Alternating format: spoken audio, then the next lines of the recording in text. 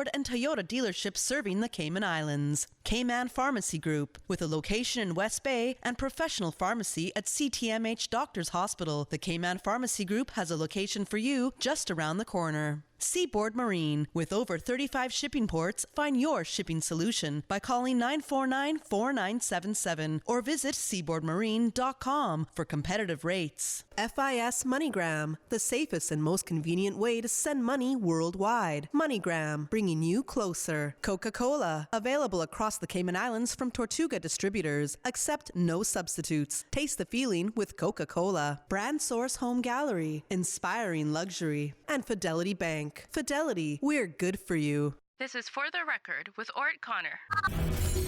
Coming to you live from Radio Cayman Studio. For the record. For the record. For the record. Hear from your government officials, independents, and the opposition on issues that matter to you. For the record. Engage in an open dialogue between residents and lawmakers. For the record. For the record. For the record. Informative, impartial, insightful. This is your talk show. 1-800-534-8255. Your calls, your input. This is For the Record. And now, your host, Orrett Connor. Good morning and welcome to For the Record. Today is Wednesday, the 29th day of April 2020. Hope and trust that everyone had a restful, peaceful evening. Those of you who are on the roads of the Cayman Islands, again, we urge you to please be extremely cautious. If you're a motorist, the mere fact that there are less vehicles on the road does not give you any special license whatsoever to drive at excessive speeds on the roads of the Cayman Islands. You still want to ensure that you observe the rules of the road, whether you're a pedestrian, a cyclist, or operating any type of motorized vehicle. Always remember that the life you save may be your own. For those of you who are celebrating a birthday today, again, we want to wish you a happy birthday, and we hope and trust that you have an enjoyable day. No doubt you will remember this year, birthday 2020, and the mere fact that the whole world has been turned upside down by the COVID-19 epidemic will be put an asterisk beside the year 2020 and your birthday in that year. As well, for those of you who have lost loved ones, again, we want to extend our sincere condolences to you, especially in these very challenging times, and we hope and we trust that your faith will help to carry you through these extremely, extremely challenging times as well. Folks, I want to thank you for allowing Radio Cayman and, by extension, For the Record, into your homes, into your vehicles, as you traverse the roads of the Cayman Islands, into your places of work, wherever that may be. As you know, For the Record is a show produced by the staff and management of Radio Cayman, and it is geared towards keeping you abreast of issues as they arise and play out on the local, regional, and international scene. I am your host, Orrett Connor, and you're welcome to join me every Monday, Wednesday, and Friday from 7:30 a.m. until 10 a.m. Our phone lines are always open during that period, and there's always that beautiful radio voice of Miss Susan Watson waiting to take your calls. You can call us on our toll-free number provided courtesy of Flow. That toll-free number is 1-800-534-8255. You can also call us on 949-8037 and the 949-6990. Of course, if you don't like to talk on the telephone, you can email us at fortherecord, one word, fortherecord at candw.ky. WhatsApp us on 925-3261. where you can send us a text message or leave us a voice note, the contents of which will be played during the course of the show. And of course, you can follow us on YouTube simply by subscribing to Radio Cayman live stream. Before I introduce my guest this morning, I just want to give you an update on the press briefing.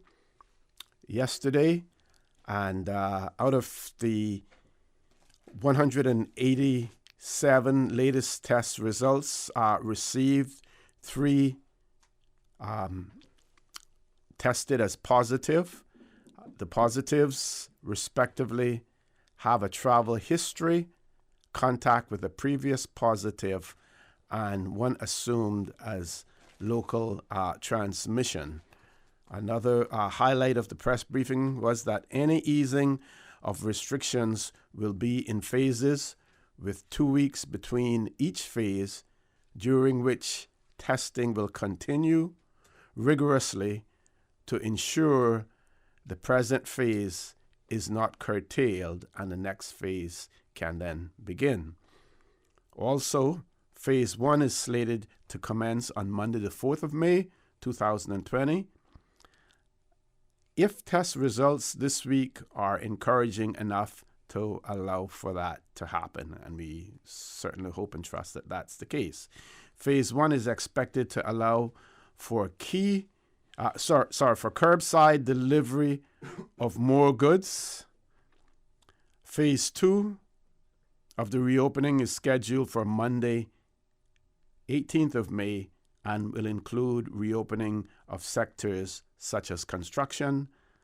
And of course, details for all are still being worked out, and we will hear more as the week goes on and as we continue to get those briefings from the government team as well.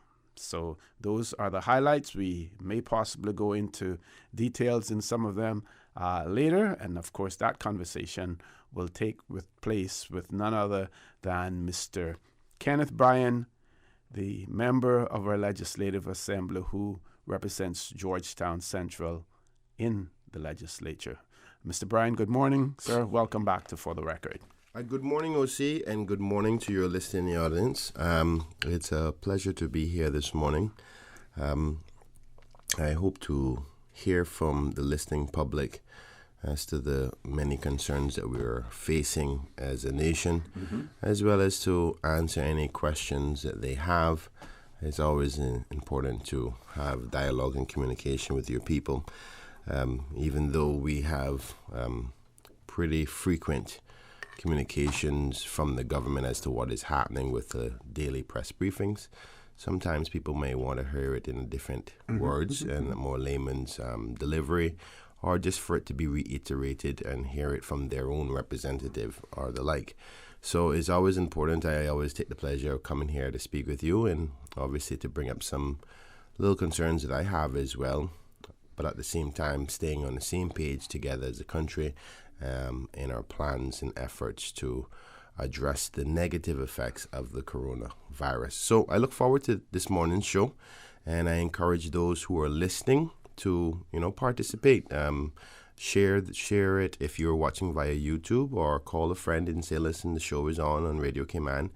And encourage them to participate, because discussion is important. Information is key for us all to get through this together. So I look forward to the show. Certainly. And since you have the mic, I could let you continue to talk on some of the points that you may want to raise. Well, some of the things, like you reiterated this morning, we've heard the government's plans. The main topic at this particular point is obviously what we're doing with the coronavirus.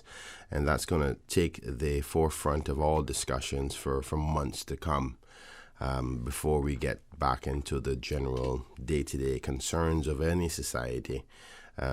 Before the coronavirus, we would be speaking about legislative matters, social issues, and the like. But right now, we're going to be focusing on the coronavirus. So as you said in yesterday's press briefing, things are trending in the right direction, even though one positive test too much. But and you look at it in respect to the ratios across the world, it's reasonably good. The other good factor is that many of the persons who are tested positive are not as severe as many other cases we've heard across the world. In our healthcare system is not overwhelmed. So therefore, if they do transition into being worse or the ailments become more severe, we are able to respond to them in a timely manner without the pressure on our medical system. So there are a lot of positives to be happy about in respect to the coronavirus, even though we are now up to 73. But the other part that sometimes we fail to mention is that there's a number of people who are recovered. Yes. So in respect to the fact that we may have 73 overall tested positive over a period of time, that doesn't mean we currently have 73 positive right now, because I think the recovered number, and the recovery has a specific terminology to it, and I'll explain that in a second. I think the recovery number is 73. I mean, not 73, 10. So technically speaking, we would have 63 active positives. Because once in order for you to be deemed no longer positive, you would have to have the symptoms for a period of time and then be retested. And then once you're retested, and you come back negative, then you're considered to be recovered. So we don't have 73 active cases. And I think if you give me a moment, I can have a quick peek at that number that is said to be. Give me 1 second. Yes, I'm trying to find that. Yes, recovered. Okay. So we have 73 confirmed and 10 recovered, with a total amount tested over the island, 1,335. So we technically speaking have only 63 active cases. And Dr. John Lee, the chief medical officer, spoke tremendously about many of those persons are in good stages of the coronavirus, if there's such a thing as a good stage of the coronavirus, but meaning that their health is okay, their symptoms are mild. I think there's a small percentage of that 63 who are currently still active, who are having some more severe symptoms, but they're I can't recall what the exact number is in the hospital, but if my memory serves me well, I think it's 3. So if you look at it from that rationale, you would have 60 people who are technically, the ailments are so much so that they can stay within confines of wherever they're at to get through and ride this out. So painting that picture, even though it's a picture of a pandemic, it's a reasonably more positive picture than what you would have, say, for instance, in a New York hospital or many of the other states and nations that are dealing with the overwhelming numbers.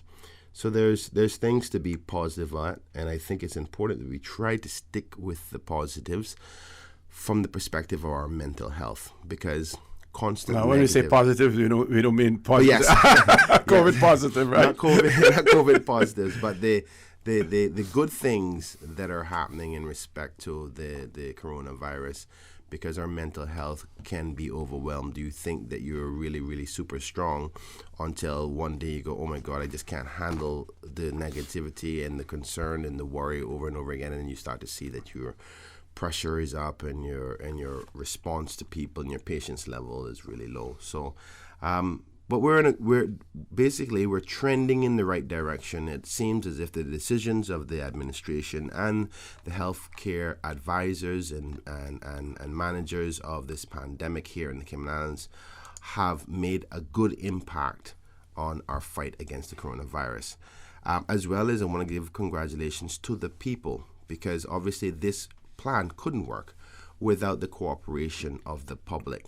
Yes, we've had 1 or 2 little mishaps here and there that caused the beach to close down. But primarily, one thing that I was always happy about is that until the police commissioner actually stopped going to the press briefings, but most days he would come back and say, very minimal to report. And that was a constant theme. 1 or 2 times we heard about some burglary spikes that popped up. But I think because there was very little to report is why he didn't come so often anymore, and that's why he's not there. And that's a good sign that we're participating.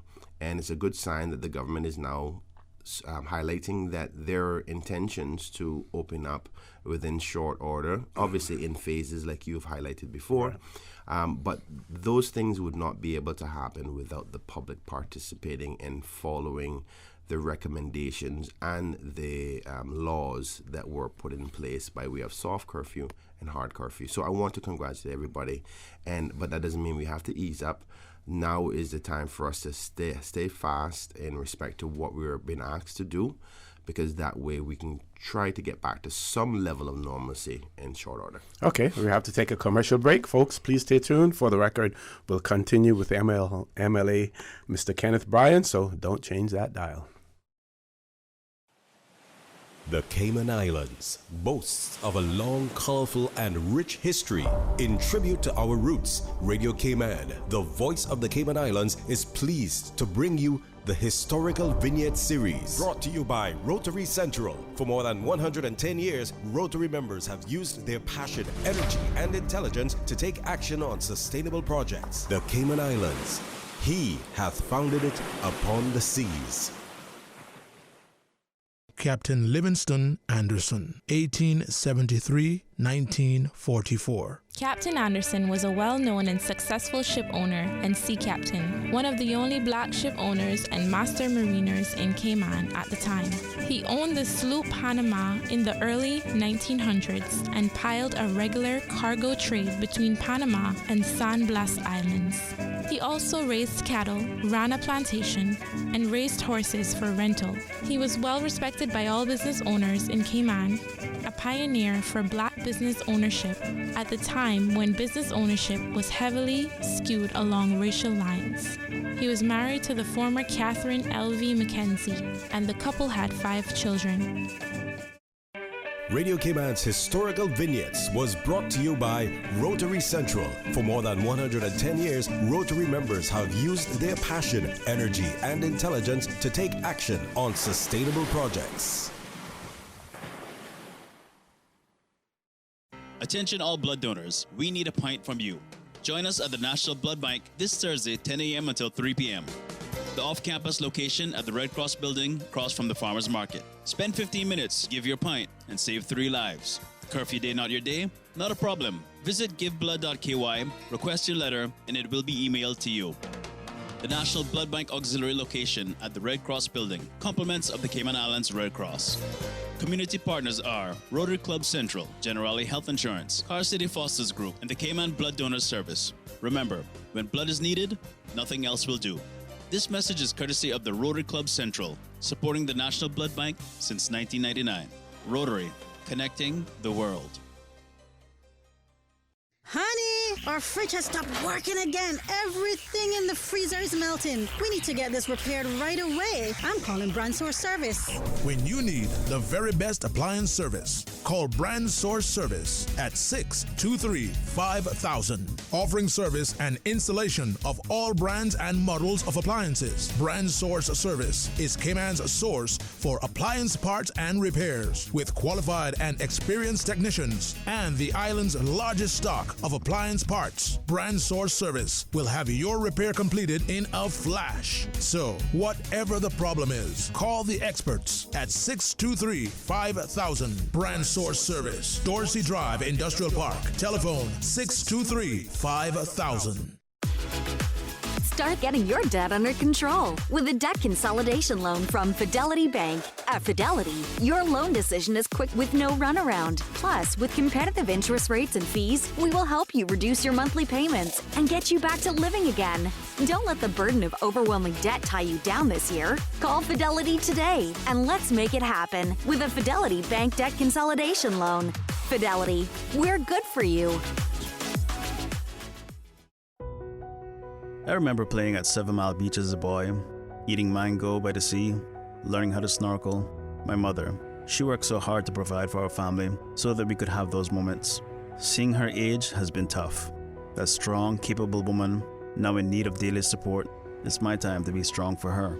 CTMH Doctors Hospital Pharmacy understands the importance of the careful decisions you make every day for your family. Our staff work towards healthcare excellence and providing the most current and up-to-date training with pharmaceutical care, so you can feel confident in knowing that your family is safe with the right medication. At CTMH Doctors Hospital Pharmacy, we take care of your health. We all know there's nothing more refreshing than the taste of an ice-cold Coca-Cola straight from the cooler. No one can stop me when I taste the feeling. Whether it's celebrating a birthday, promotion, or just a great meal, make each moment a Coca-Cola moment. No one can stop me when I taste the feeling. Available across the Cayman Islands from Tortuga Distributors. Make sure you ask for the unforgettable flavor of a classic Coca-Cola. System 1 loaded. 1-800-534-8255. What is on your mind when it comes to the government, independence, and the opposition? Issues that matter to you. 1-800-534-8255. Waiting to hear from you. For the Record. This is For the Record with Orrett Connor. Good morning and welcome back to For the Record. In the studio with me this morning, MLA Mr. Kenneth Bryan, and as you know, he represents Georgetown Central in our Legislative Assembly. Speaking of Georgetown Central, Mr. Bryan, your constituency is one that certainly has a wide cross-section of nationalities in it. At some point in time this morning during the show, we will talk about the governor's remarks at the press briefing in relation to the flights that are being planned in and out of the Cayman Islands.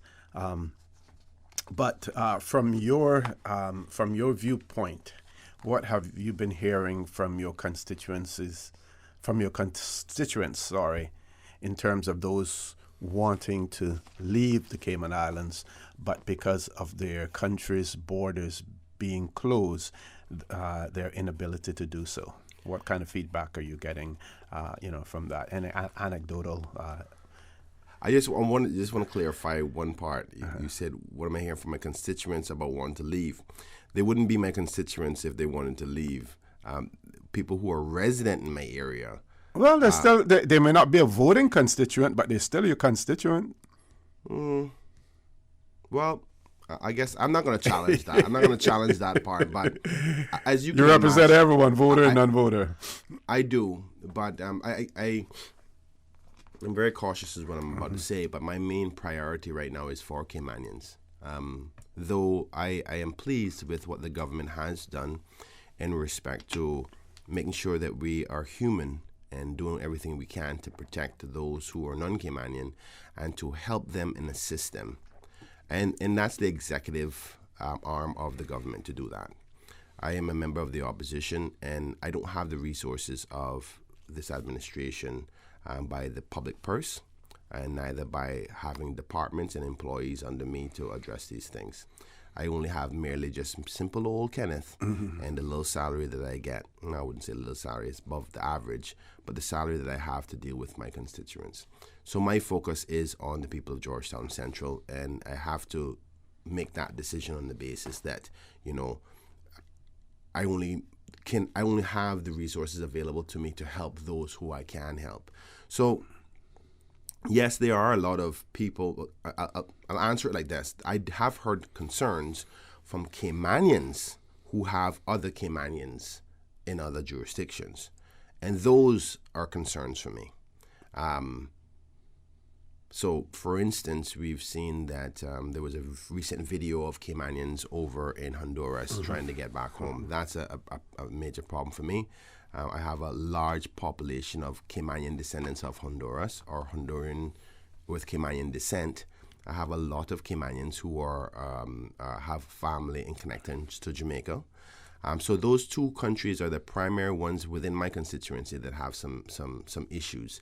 And the other, speaking of connectivity to the Caymanian diaspora, I'm having a lot of calls of Caymanians who have family members elsewhere and can't get any funds to them. And the MoneyGram and the money transfer thing, I think it's only a matter of time that we have to address this. And as you know, OC, I've done my endeavor best not to try to critique or give any negative criticism of the administration. But I think that is one area that maybe I would be making a different decision if I was the executive arm. I am worried. I had a father call me and said, Kenneth, I need to get money to my children in Jamaica. They are hungry. Now, this is not a work permit holder. This is not a PR person. This is a Caymanian father. And I say it like that, not because the PR or the work permit holder doesn't matter, but just for the listening audience here to go, okay, this is not just a work permit holder problem. This is a Caymanian problem. And he says, listen, I have 2 beautiful daughters in Jamaica and I can't feed them. I can't buy them a loaf of bread. I can't get them no rice, no nothing. And my children are starving over there. And when you hear that cry for a father wanting to fight for or to provide for his children and can't do so, no matter what, if he had $1 gazillion in Cayman, it wouldn't help his children in Jamaica because the systems are not in place. So that is a concern. But getting back to what you're talking about, persons wanting to get off, I think the concerns that is a main focus for me are Caymanians who are in those countries who want to come back home. But I'm confident with what the governor and his office is doing. I know that they're fighting really, really hard to have the diplomatic conversations with these jurisdictions to allow it to happen. I'm also confident that our government is willing to provide the necessary flights available to these jurisdictions, but remembering it's a two-part problem whereby we have to have the willingness to operate and to accomplish this goal with the other jurisdiction. And sometimes it may be 3, for instance, with the Philippines and stuff like in the UK and then onwards. So exactly. You have to get the agreement of the UK authorities for them to transit there as well. Exactly. And those are some of the problems. It's not that this administration or the governor or anybody else doesn't want to facilitate and fix this problem, but we're doing our part over here. We're just trying to be diplomatic and get the proper arrangements with the other jurisdictions. Okay. Before we go to the break, I'll share this then with our audience. And this was from the Jamaica Gleaner yesterday. And it the article says, website crashes as stranded Jamaicans offered return options. And it reads that the Jamaicans stranded overseas amid the COVID-19 pandemic can now qualify to return home by applying through an online portal under the government's program of controlled reentry. Foreign Affairs Minister Kamina Johnson-Smith said that those who opted to return to the island must agree to a mandatory 14-day quarantine. Johnson-Smith said that the new protocols will be executed in a phased system, underscoring that the government did not have the resources to charter flights or to pay for the return of nationals. And then she's quoted as, there's a quotation, persons will therefore be responsible for making their own arrangements for travel, taking into consideration the limited availability of flights. It says that we have started informing the airlines of our protocols for controlled reentry and advising them that nationals who still hold tickets for their airlines will now be seeking to rebook once they have received the travel authorization through our new online portal. And it says also that she noted that the reentry protocol process is accessible on the COVID-19 website or on the new mobile application. It says when you go onto the website, you click on immigration and you see a form that asks you to sign in with your email. And it says that minutes after it was announced, the site just crashed because there was receiving something like 100,000 hits per second. The minister also noted that the process will require personal and health information, which will be shared with the public health officials as well. Folks, we've reached top of the hour. Headline 8 o'clock news, not headline news. 8 o'clock news. Please stay tuned. For the record, we'll be back immediately after the 8 o'clock news. Thank you, Mr. Conner. And studio time now by Foster's is 7:59. Be Cayman kind and support our community.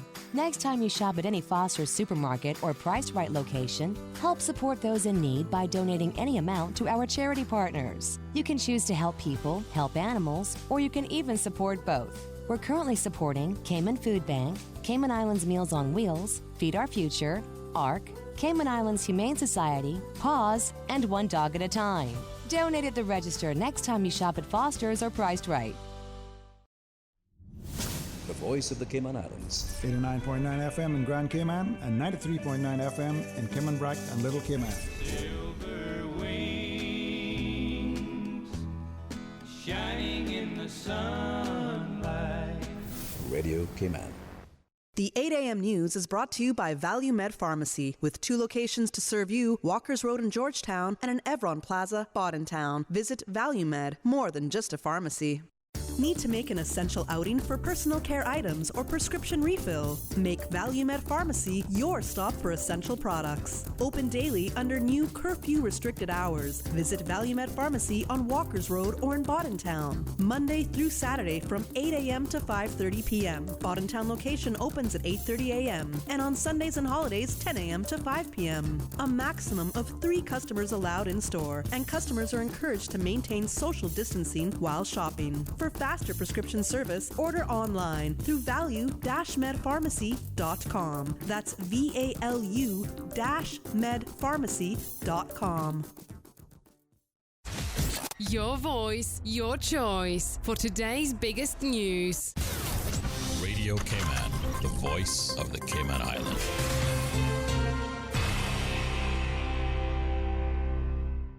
With your latest news, I'm Carsley Fuller. The demand for more COVID-19 testing increases in Cayman, but His Excellency the Governor says it's a complicated process. There are lots of elements in it, but as John Lee rightly said, if you look at the statistics in terms of head of population to number of tests, we are actually very high up that league table.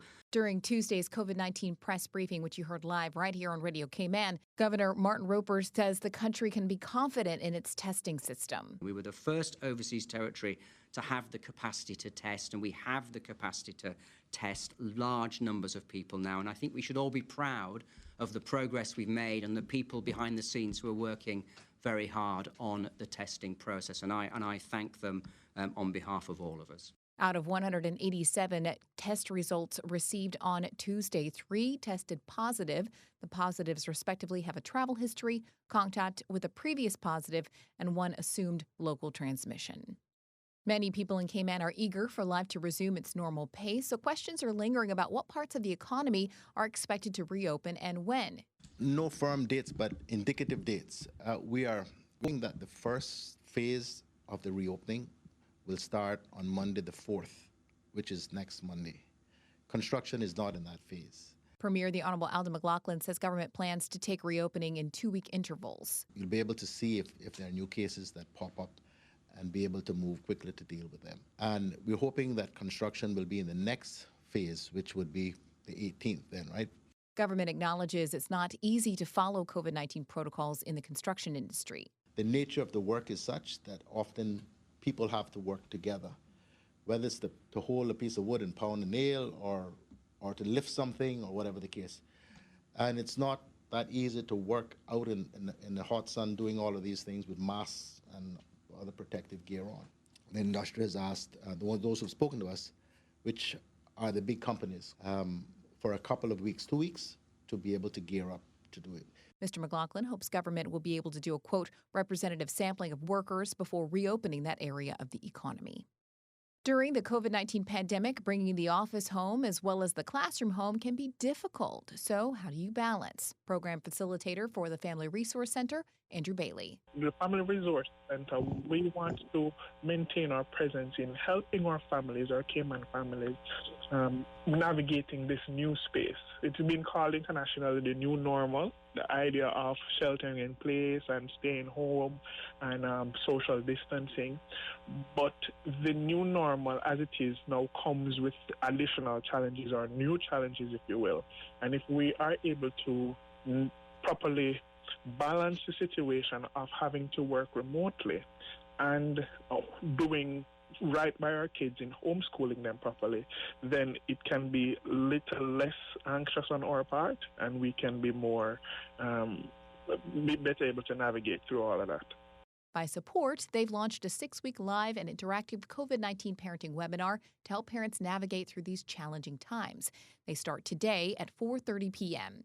You'll need to register, and you can do so by emailing frc@gov.ky or by calling 949-0006.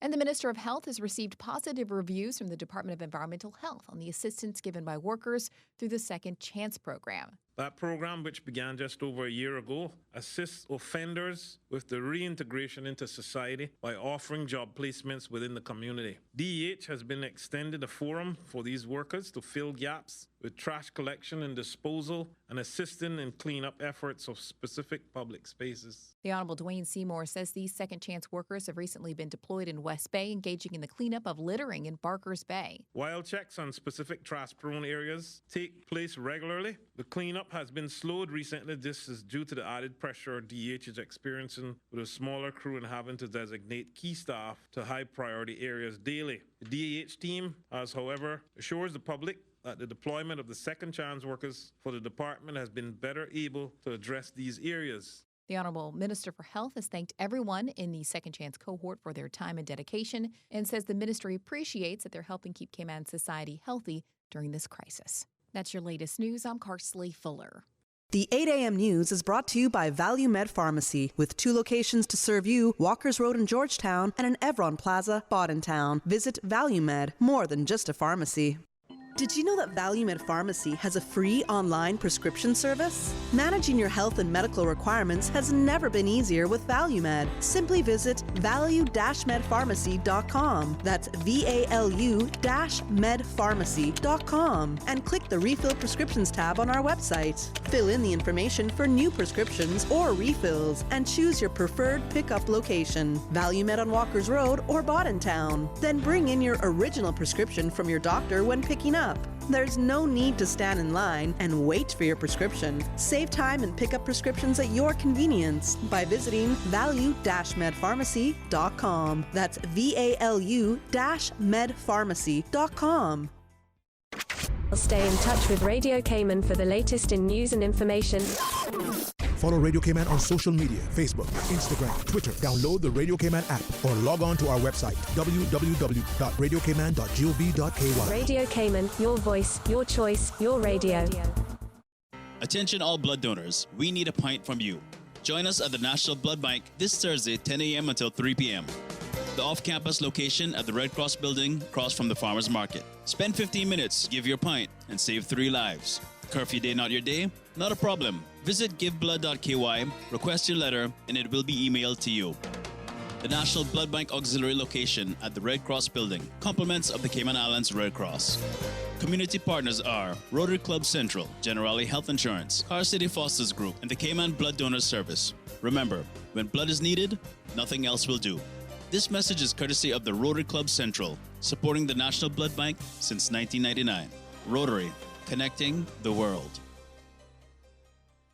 Home, which should be a haven, can even be less of a safe space during curfew if someone is experiencing child abuse. If you or anyone you know is being abused, help is nearby. For emergencies, call 911. They will redirect your call to the relevant agencies. For general guidelines and inquiries, call the Multi-Agency Safeguarding Hub, MASH, at 1-800-534-2273 or 945-0545. Alternatively, email mash@gov.ky.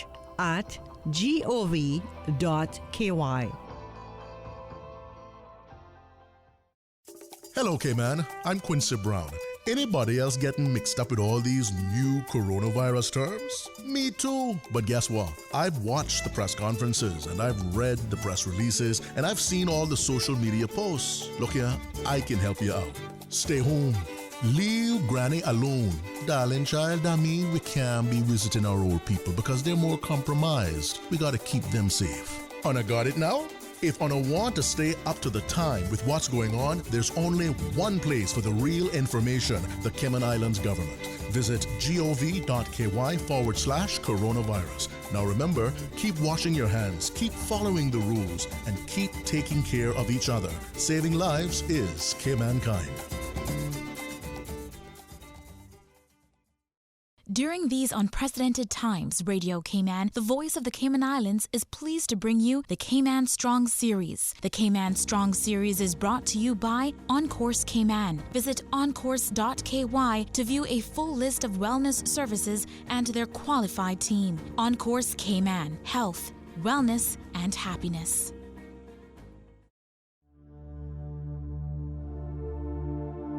Change your thinking, change your life. Inspire others to bring out the leader in you. By the words of motivational speaker and author Simon Sinek, author of Leaders Eat Last, Why Some Teams Pull Together and Others Don't. If your actions inspire others to dream more, learn more, do more, and become more, you are a leader. Change your thinking, change your life. These days, feelings of loneliness, anxiety, stress, and depression can be overwhelming. Just know you are not alone. On Course Cayman offers private mental health services for children, teens, adults, and groups. Visit oncourse.ky to view a full list of wellness services and their qualified team. On Course Cayman, health, wellness, and happiness. Radio Cayman's Cayman Strong Series was brought to you by On Course Cayman. Visit oncourse.ky to view a full list of wellness services and their qualified team. On Course Cayman, health, wellness, and happiness.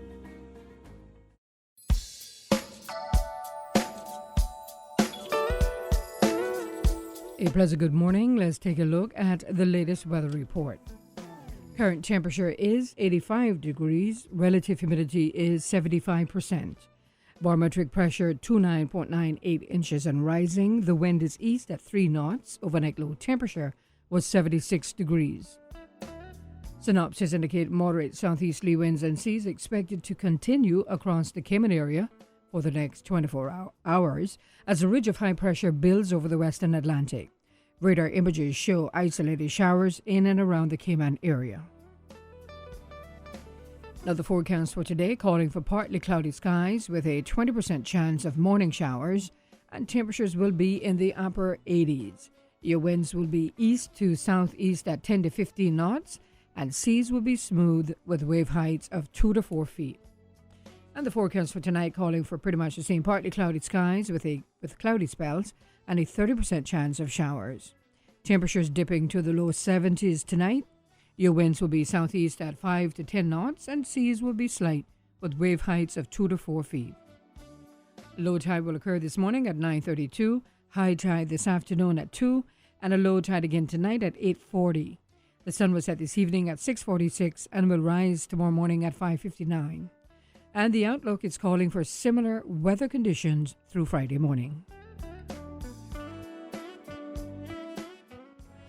The traffic report is brought to you by Subway. Planning a meeting, event, or office celebration? Visit subway.ky to place your catering order today.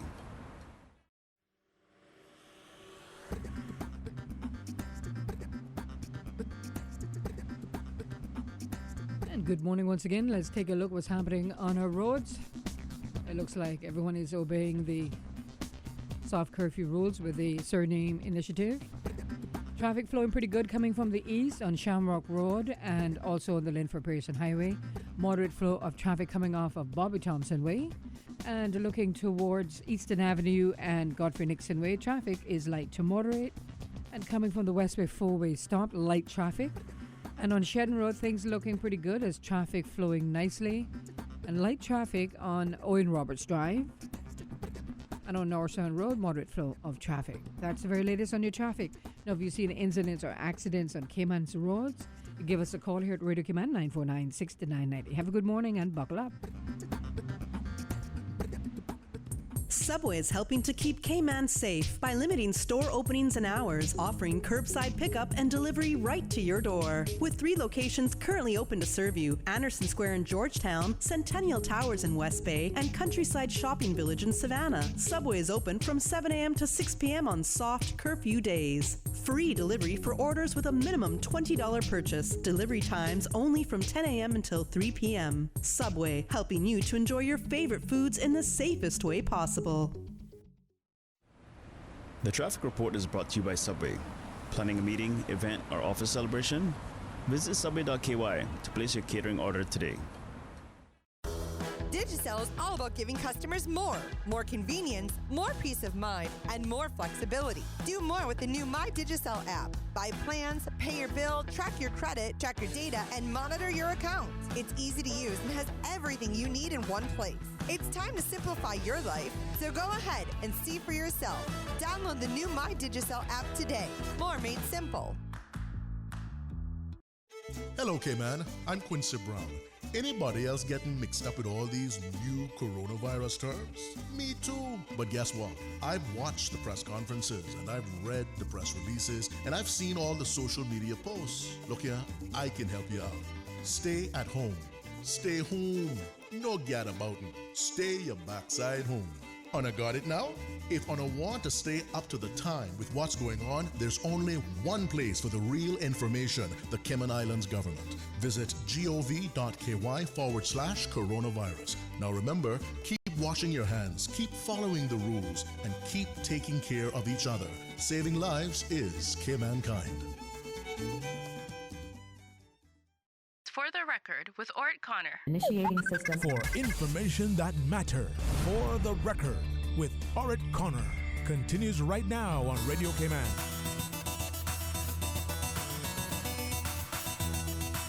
Good morning and welcome back to For the Record. In the studio with me, MLA Mr. Kenneth Bryan, who represents Georgetown Central in our Legislative Assembly. Before we went to the 8 o'clock news, I was sharing with you an article from yesterday's Jamaica Gleaner in relation to a website that has been established and the protocols that have also been established for Jamaicans wanting to return home.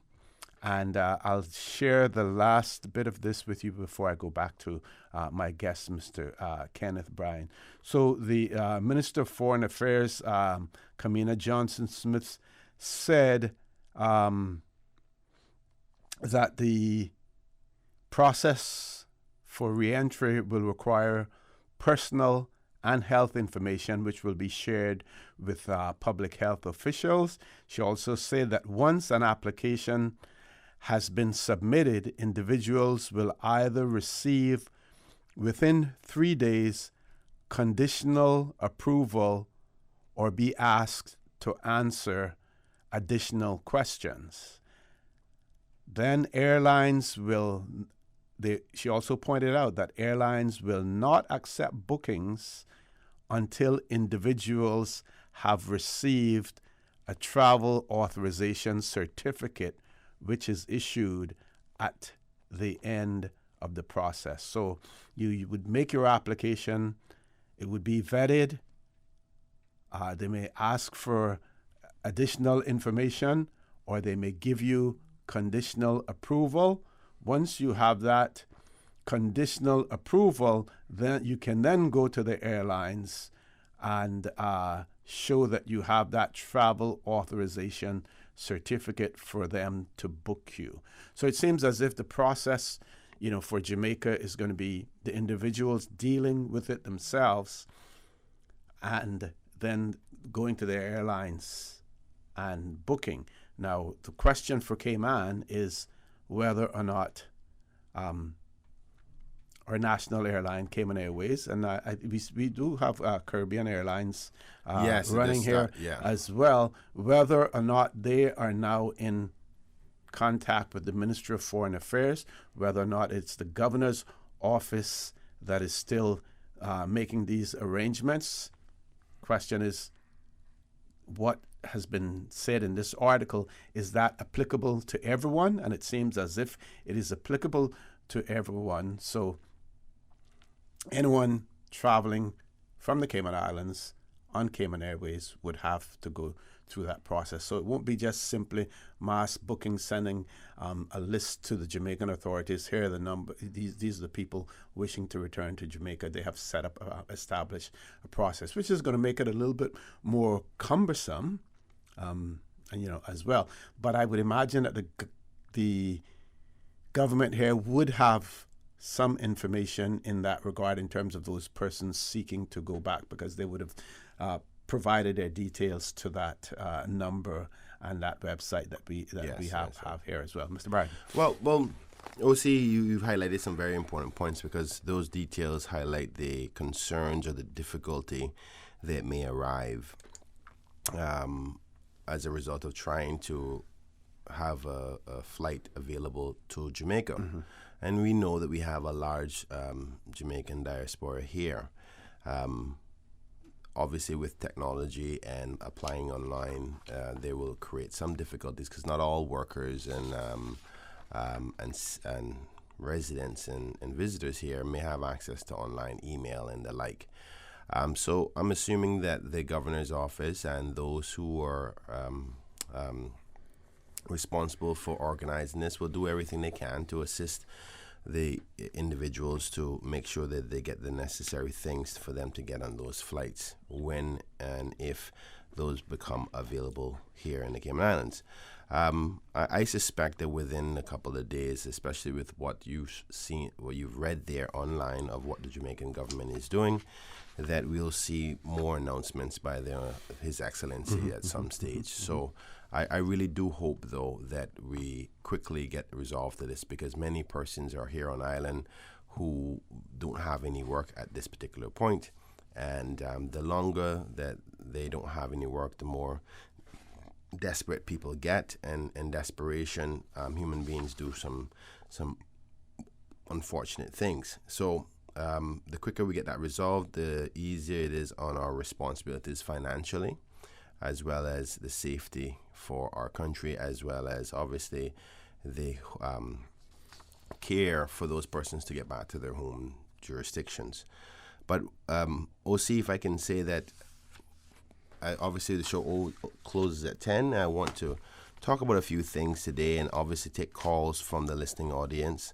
But I want to speak about our situation around masks. Mm-hmm. The availability of masks and the potential announcement or the announcement of potentially being mandatory mask wearing in the public that was suggested by the Chief Medical Officer, Dr. John Lee, on Monday. Mm-hmm. I also want to talk about the staging and the phasing of slowly reopening our local economy. Also, I want to speak about the Premier's discussion about the fishermen and his comments saying soon come. I would like to just have a little bit of dialogue about hoping that that will definitely happen. And I guess I can start there because it's a short topic, but the discussion came up by a reporter just yesterday that with the ongoing fears of potential, and I say potential because it's not a major fear at this particular point, of global meat shortage, not global, but U.S. meat shortages because of some factories having to close due to outbreaks of coronavirus in their factory employees. That is, if that concern would be trickled down to the Cayman Islands, because much of our meats come from the United States. And for various number of reasons in respect to health and how they carry out the care and control of the meats when supplying it. And that's why we don't get much of our meats from other places, because the restrictions are a little bit different. But that being said, it has a direct connection to the fishermen, because fishermen here locally get fresh produce from our clean, pristine waters, and is definitely a better substitute by way of health, in my opinion, than many of the meats that we do get produced by major factories. So we definitely have to start looking at allowing the fishermen locally to go out and get our natural supply of meat by way of fish. So I'm hoping that is one of the major phases. And I think there's low risk involved with many of our local fishermen to go out in isolation, and sometimes maximum is 2 people on the boat that go out and they do fish and they'll come back and sell it. You're talking about local waters as local opposed water. to those that go out for 10 and 14 days and come back. Even though they're on the high seas, they don't really go to any other jurisdiction in the land. Yeah. Well, I still think even those that travel outside our waters to fish in and come back with large supplies, like the one that you'd probably come to your mind is the major snapper, the red snapper. Sorry. Even in that case, I know that we can put in protocols in place that if there's any concerns of persons leaving the jurisdictions via the sea, that when they come back, they can be the delivery of the stocks can be done in a way where they are not interacting with the local population. And despite the fact that the tourism industry is basically non-existent now, so the demand from restaurants and hotels may not be there, but there's a local demand as well. There are people who would prefer to have a fresh fish, and I'm sure that arrangements can be made one way or the other. Well, with the technology that we have these days, you don't necessarily have to have people queued up at the waterfront. Those fishermen have their phones, they have their They have the means by which people can contact them, say what they want, and come and pick up. They can have the same protocols that many of the services in the Cayman Islands have. Yeah, I mean, business people will be adapting to the times. And, I've even seen where persons at the first start, before the restrictions came into play, about people going out and queuing and all that, where people were taking deliveries. So it's as simple as, listen, you have your major fish supplier, and get their telephone number. They get a approval for them to deliver, and they can keep their ice coolers in their truck and drop off to your house. And so they can adapt to the times. But not only that, I know we're specifically talking about persons who go off the sea and come back with major demands. But what I'm thinking in my mind is that there's a lot of Caymanians, and I would say particularly in the West Bay area, that were in the tourism industry, whether doing tours or diving and those types of things, that can transition. We heard about the government talking about and the private sector talking about remodeling your business concept. So if you have a boat and you used to do tours, why not get into fishing? You're a Caymanian, you know the old school way, and you know our waters well.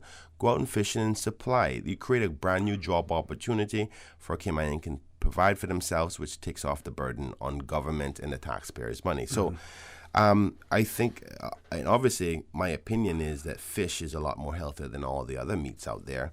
And if we have this worry or this fear of supply of meats, maybe we should start doing our fishing again. And there's many Caymanians who are going to be unemployed, and we can get it fresh and every day.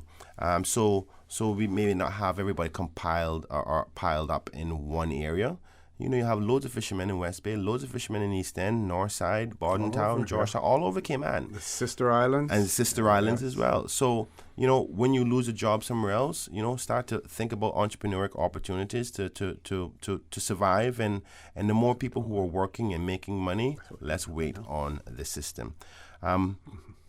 So I'm hoping to hear some more from the government in respect to loosening those restrictions or creating new structures available for working opportunities for Caymanians in respect to fishing, because I think it solves a number of problems, from jobs to supply of meats to transitioning from one industry to another. Now it seems, if I can comment on that one of the concerns came from the Commissioner of Police in relation to the resources that he has to deploy, and not having to pull resources to concentrate on our marine activity during the curfew periods, whether it's soft curfew or hard curfew.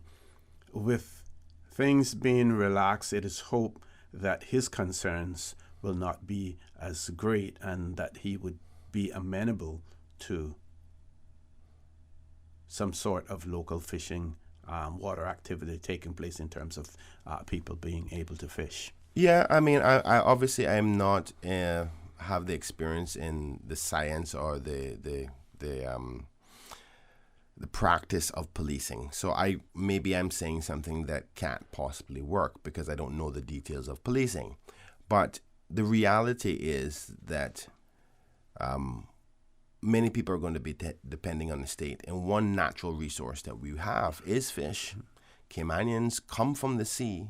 Many Caymanians going to want to fish, particularly to supplement the loss of income. I mean, if you think about it, I know that I could go on the sea and provide for my family on one day of fishing, and could provide potentially 5 days worth of food for me and my 2 children and my wife. And many Caymanians are going to want to do that. So that compared to them depending on the needs assessment unit to go get a $150 food card, we have to weigh up those differences. And obviously you have to take that into consideration with the safety. Would it actually make sense to pay more police officers to monitor it? Or do you say, okay, don't make them go to the water, but pay $150 per person who needs the food? So I'm not in that room of discussion taking all factors into play. But eventually, if we're trying to get to that place of opening things up, we definitely have to consider it. And not only that, it gives Caymanians something to do to keep their mind off of the negative effects of the corona, because it does have pressures on isolation and the like. So, okay. With that being said, I think there's options and we should definitely discuss it, but we can discuss it more, and hopefully the government is considering it. Definitely. We'll continue with that discussion after we return from this commercial break. Folks, please stay tuned. For the record, we'll be back shortly. Vamped Motors encourages everyone to stay home in compliance with our government's directives, which are absolutely critical to protect our islands from the coronavirus. In light of this, Vamped Motors will be closed until our Cayman Islands government gives us the all clear to return to work. Please, everyone, be safe and let's get through this together by staying apart. Start getting your debt under control with a debt consolidation loan from Fidelity Bank. At Fidelity, your loan decision is quick with no runaround. Plus, with competitive interest rates and fees, we will help you reduce your monthly payments and get you back to living again. Don't let the burden of overwhelming debt tie you down this year. Call Fidelity today and let's make it happen with a Fidelity Bank debt consolidation loan. Fidelity, we're good for you.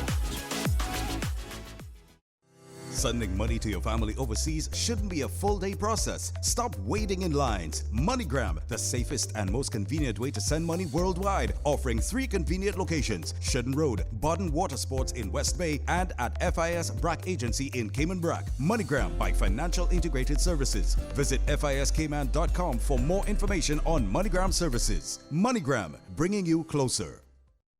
Hello, Cayman. I'm Quincy Brown.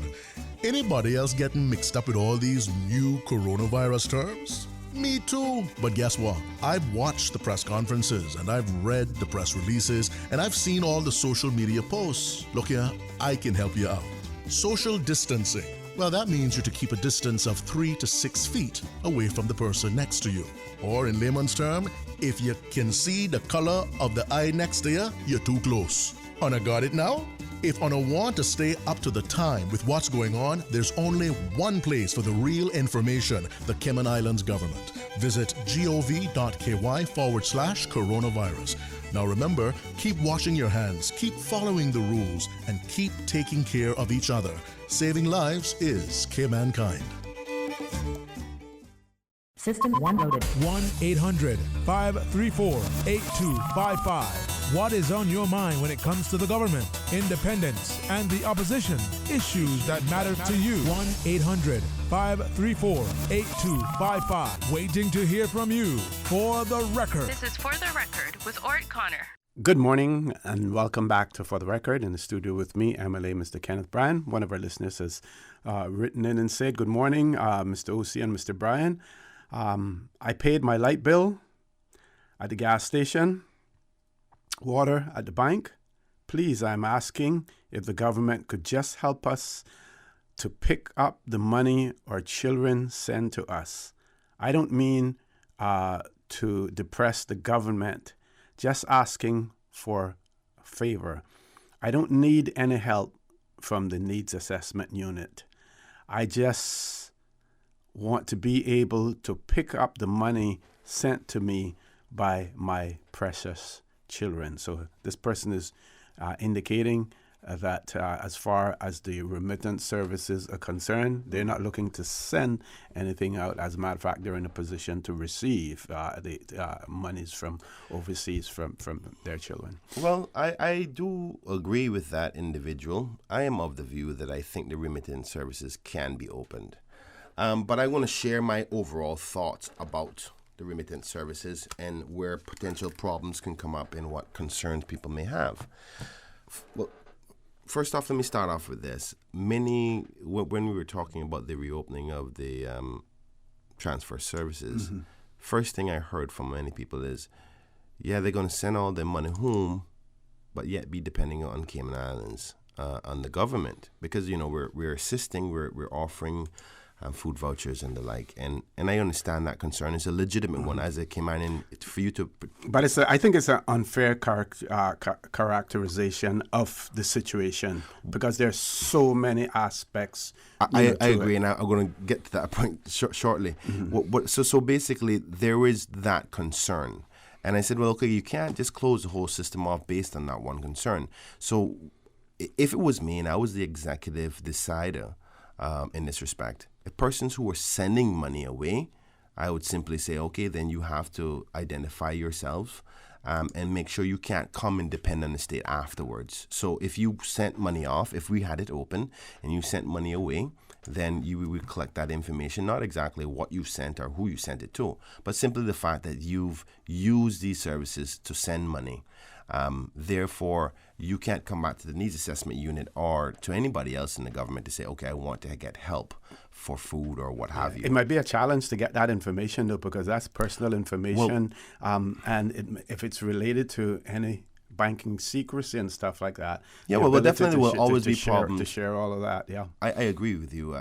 There could always be hurdles, but hurdles that we can address.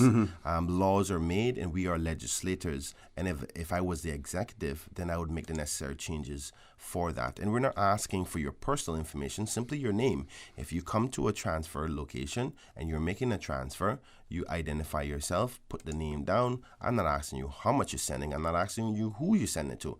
The fact that you are indulging in this service to send money off, then you can't come back to the state later on. That way, persons who actually are in the position to say, listen, I want to send money off to my family. I'm not depending on the state, like this lady had said, or the person that said so. That would facilitate for them. So persons would go, boy, I can't take advantage of the state. So that would cover that concern. But getting back to what I was saying previously, we have to recognize that there are Caymanians that do have other Caymanians in other countries that they need to take care of. I have my sister and her 4 kids in London. And if she was to call me and says, Bobo, things kind of rough or not working, whatever, there wouldn't be many options other than a money transfer through the bank in order for me to do that. Now, which leads me to my next point.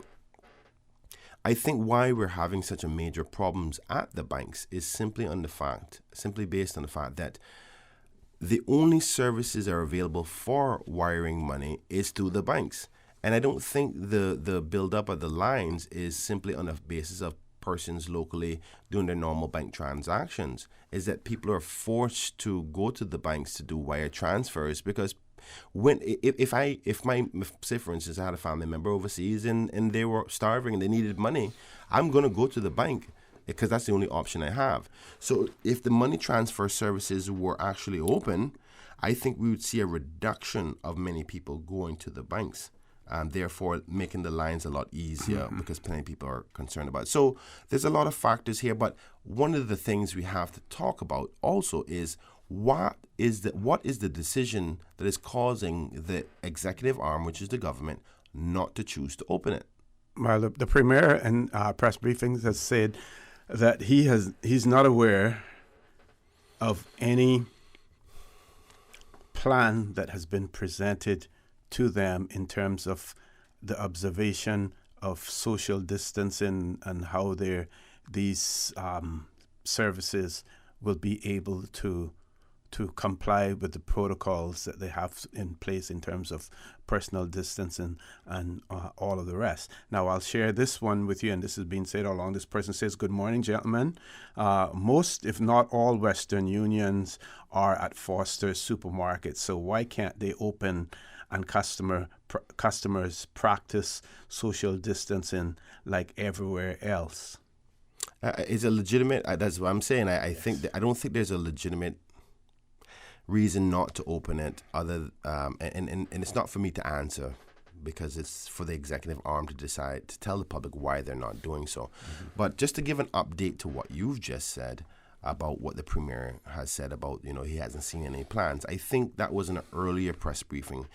I recall him later on saying that there have been some plans presented, but those plans did not meet the criteria that they were comfortable with to keep the proper safety protocols in place, which I have to respect and accept the fact that they have examined that plan and said it's unacceptable to them. Now, I can't say it would be unacceptable to me, because I think that, like you just said, there are possibilities of solving this problem. I can't say why they're not choosing to, because I think one of the other key factors that he said is that many of the money transfer locations are usually in very small square foot locations. Like, say, for instance, there's many at the liquor stores, there are many at the little small mom and pop shops. So the question is, do you say to the small locations, which would create crowding and close proximity of persons, do you say to them, no, you can't do it, but Foster's can? So maybe those are problems that we're unaware of. And I think it's a matter of lack of information to the understanding as to why not to do it. But the reality is still there that opening it could potentially loosen the dependency on our government. Opening it could also facilitate Caymanians providing for their loved ones overseas. Those two factors are not going away. And it will also loosen the dependency on the bank lines. Yes. So those 3 points... And reduce because what the banks are charging is much more than what these remittance services charge as well. Yeah. I don't know if you got an opportunity to read the Compass article yesterday. No, in this regard, there was a very interesting article in the Compass, about this. It's entitled "Outcry Grows for Money Remittance Services to Resume," and in that article, I think they were talking to someone by the name of Sutherland. They even pointed out that they were prepared to open different locations that would be more conducive towards the distancing and things of that nature as well. So they were certainly flexible. But just let's just take a look at the in this article the remittance, and this is something that we need to be cognizant of as well in terms of. It says here in that article, Cayman Islands Monetary Authority reported that in 2018, not 2019, this is 2018, 2 years ago, $234 million was remitted overseas from the Cayman Islands. That's a whole lot of money. The top 3 countries receiving that money were Jamaica, which received $133 million, the Philippines with $39 million, and Honduras with $17 million.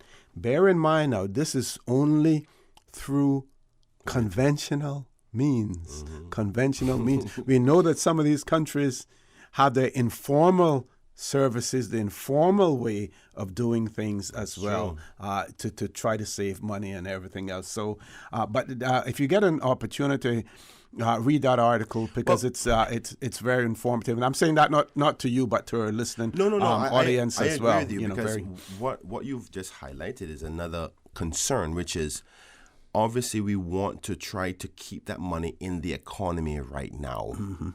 And here's the other factor, and I know it's going to come up, but we have to talk about it, which is the pension availability now to all persons. It doesn't say only to Caymanians or permanent residents. It says to even work permit holders.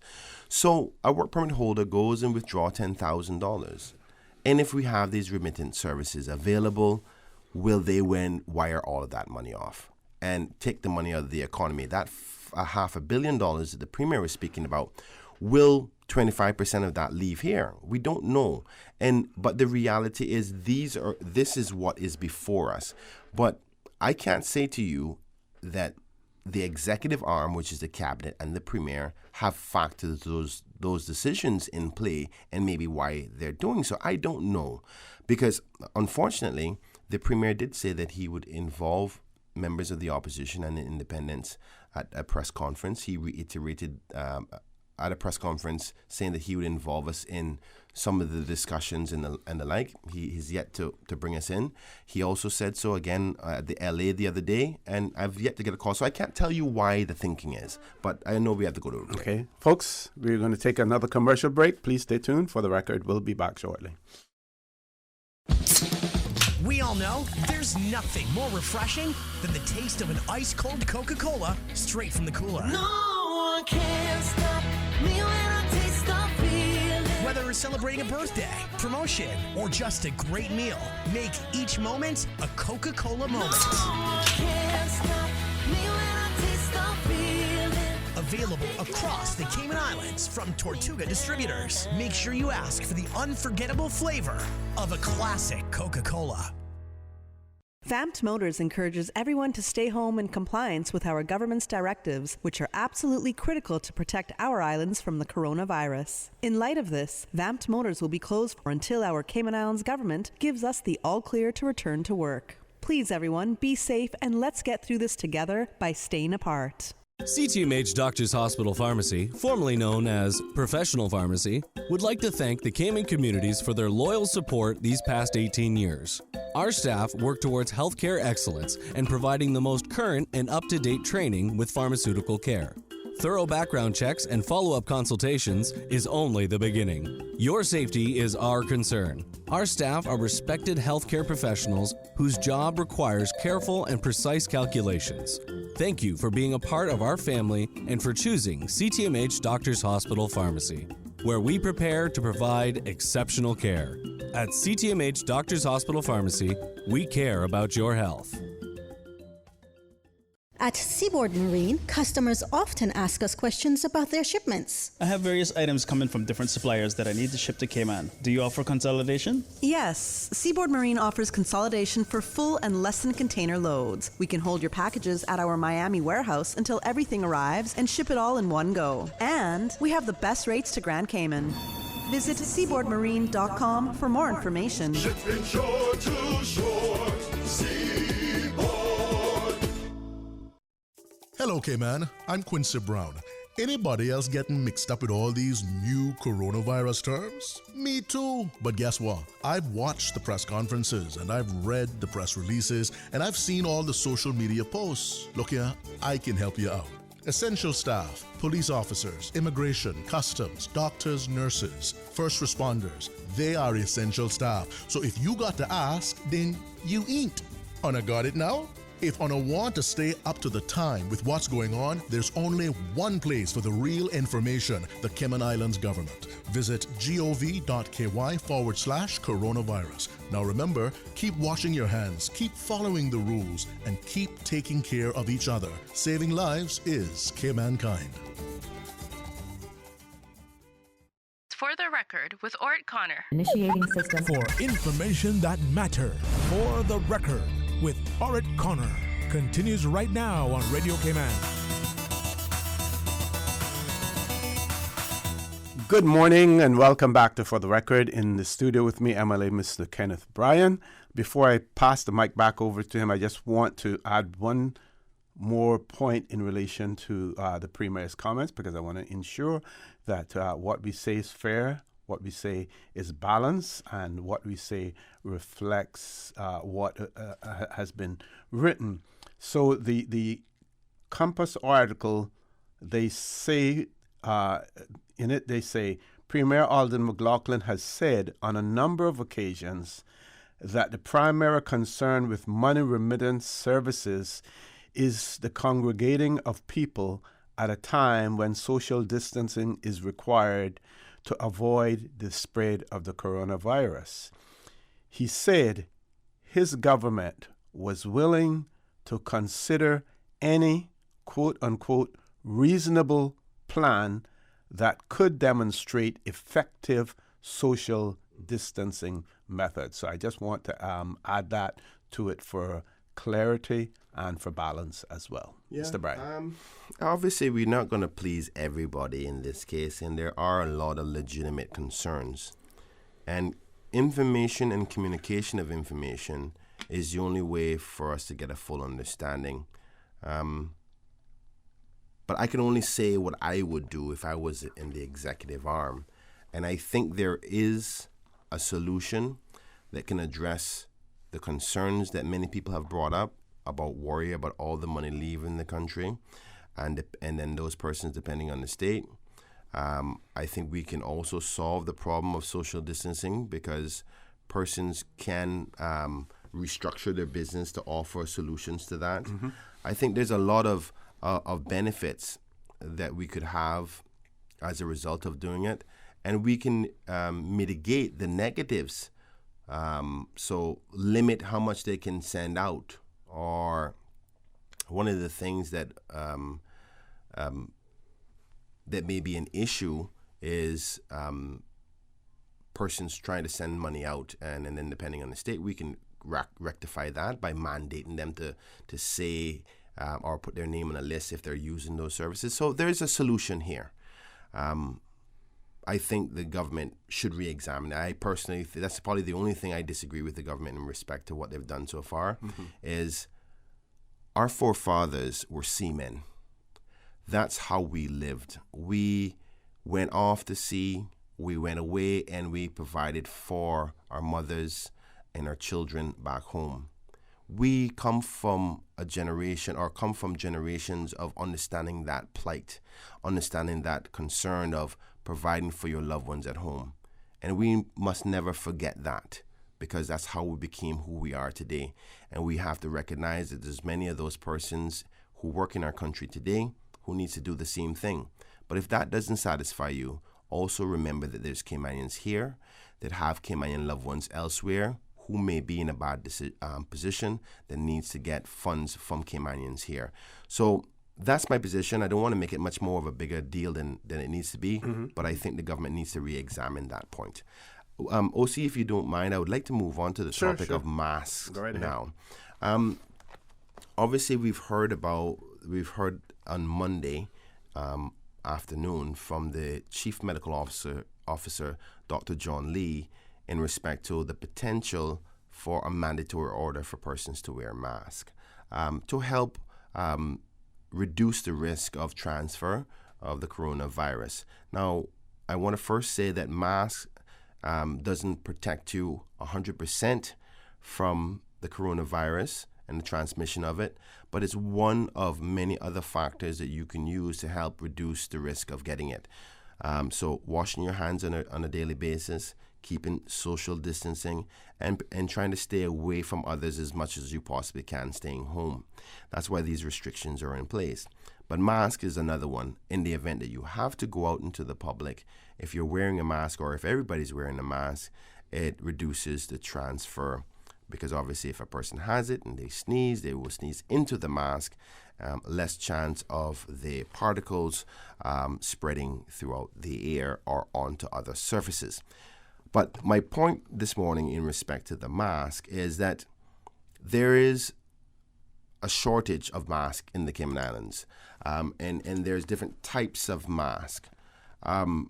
the average mask is that you see medical care providers use is these, and I hate to say this because I know there's many people who are listening via the radio and not watching via YouTube, but you have your clinical healthcare providers that have these one-time use ones, like the one I have in my hand here. Now, we've also heard from the minister say that, the government is intending to supply members of the Legislative Assembly, all 19 of us, with a supply of masks to hand out to persons in the community. And I think that's not necessarily a bad thing because we know our communities best. We know who should get first, so to speak, as in the elders and the young and those who are most vulnerable. Obviously, ultimately, we want everybody to get one so we can help with the distribution process of these masks. But I'm concerned because what I've been told, and I'm happy if the government can correct me on this at this press briefing or any future press briefing, because we haven't heard anything about the mask in a while, is that what is the intention in supplying the population with masks? And if we're going to get to that stage, what kind of masks are they going to be? That's the key point here. What kind of mask? Because these one-time use ones may not be practical, and here's why I say that. These come in a box of 10 or 50. If we can only use this once, the average person probably leaves their house, say, 3 times a week, because you're allowed to, by the regulations, Monday, Wednesday, Friday, or Tuesday, Thursday, Saturday. Now, you make a trip to the supermarket, that's one of these. So you're going to use 3 of these a week. So the recommendation on those is one use only? One use only. The box clearly says so. Okay. Because their protective abilities then start to reduce because the material they're made out of. It's thin, yeah. Which I say that, and I'm waiting to the government to say their piece on this, that I don't think this is going to be a long-term plan, a solution at least, because the amount that you'd have to give each person to last for the next few months is just going to be, I don't know where they're going to get it from, because you're talking that there's a world shortage of masks.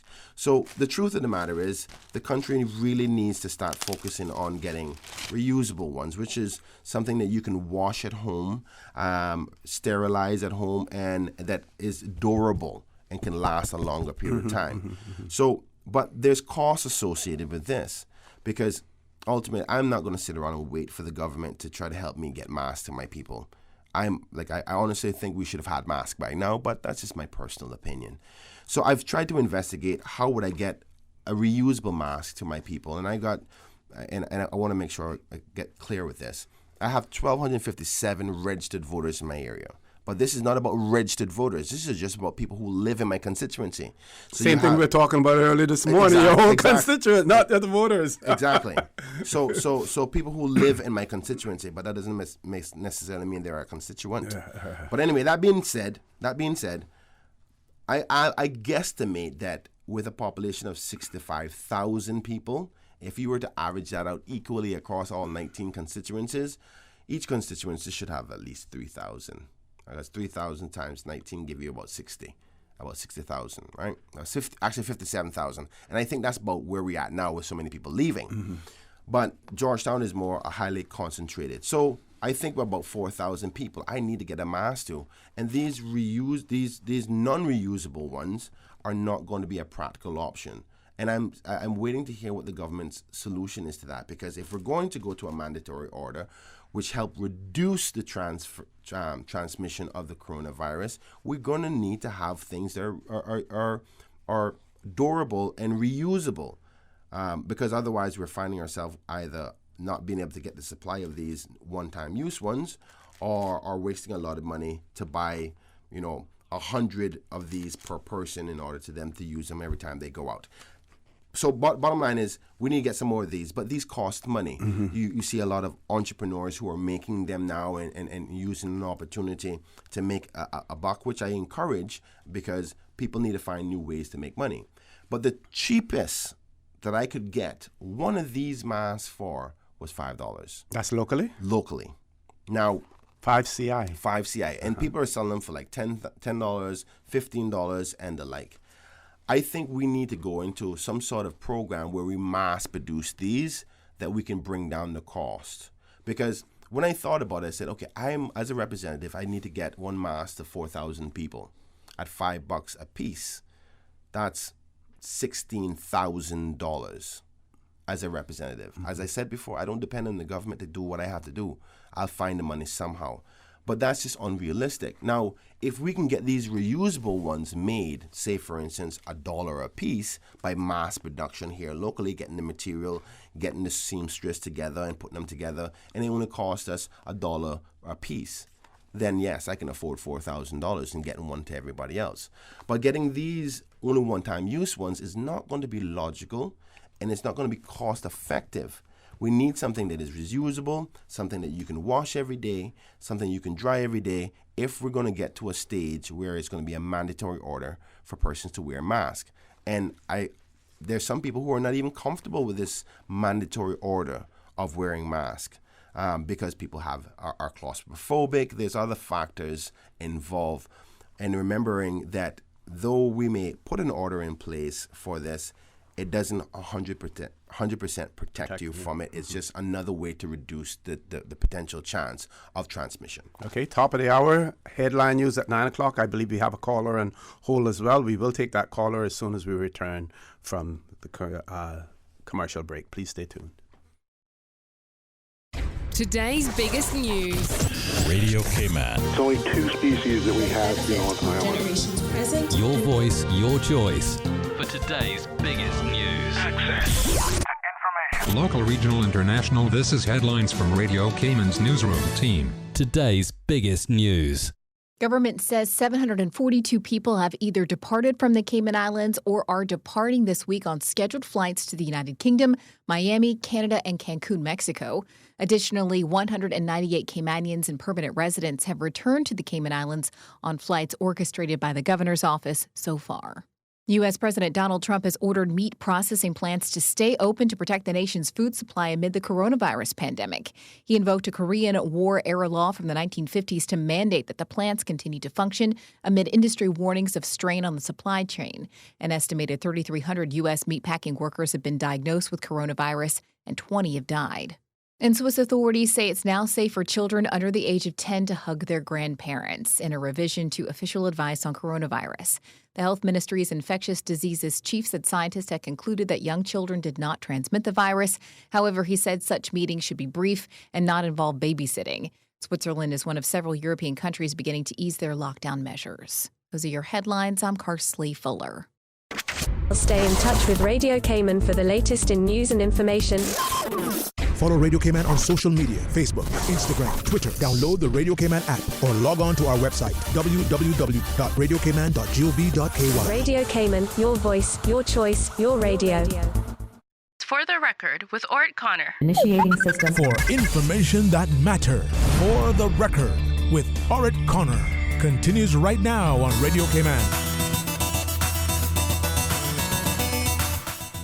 Good morning and welcome back to For the Record. In the studio with me, MLA Mr. Kenneth Bryan. Miss Susan, that caller's still there. Let's take the caller. Caller, good morning. Welcome to For the Record. Good morning, OC, and good morning, Mr. Bryan. Good morning, ma'am. Good morning, ma'am. How are you guys? Fine, thanks. Okay, I'm fine, and I'm calling from the Republic of West Bay. Hey. Well, this is how the story goes. I couldn't wear those things across my face because I felt like I was going to die. So somebody sent something to me, an artist, told me to go to look at this website, and I saw where a Dr. Lee, not our Dr. Lee now, he says that if they did not do something for themselves, they all were going to die. There is material, he said, but the stores are not open. Well, they took a Pepsi bottle, a Coke bottle. They cut it and they made a mask out of it. This mask is, you can just wipe that out. That's what I start making, the shield for your face, which protects you much better than the mask. You got to protect the eyes, the nose, and the mouth. They even gave you the instruction that when you put the padding up the top, make sure that is sealed proper. Because like how I'm a midget and Kenneth is a giant looking down, he sneezes, it will go down.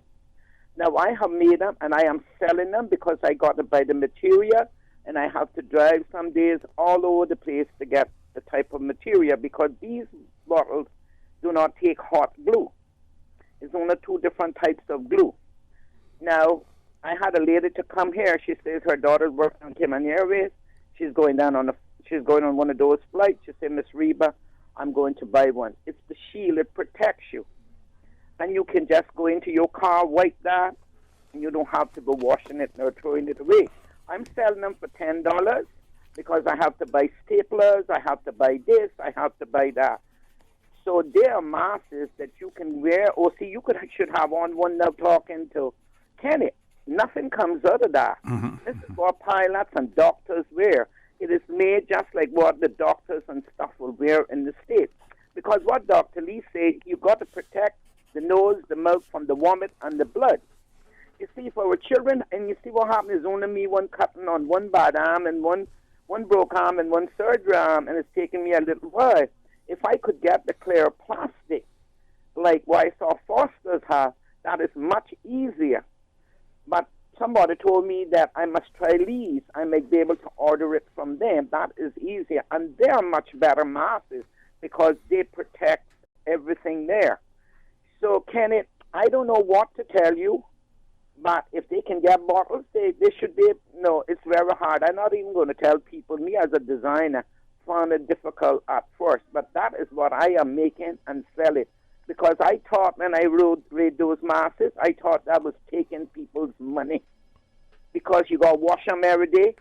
If they're not made of the 100% cotton cloth, and if they got needles holes, spoke of all of that, the little drop of sneeze can go in through those holes.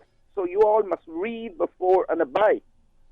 And I am telling you, you can read on YouTube why I made the mask. Because I want to live. I have to protect myself and my children. So I gave one to my daughter, and what you think she did? Put it on Facebook. Now everybody wants. They don't need, want. Well, I got a few material. Whoever got out of this, well, we say, thank God they got. If Lee got the material today, well, then I can make more. You understand? Which that is a better mask.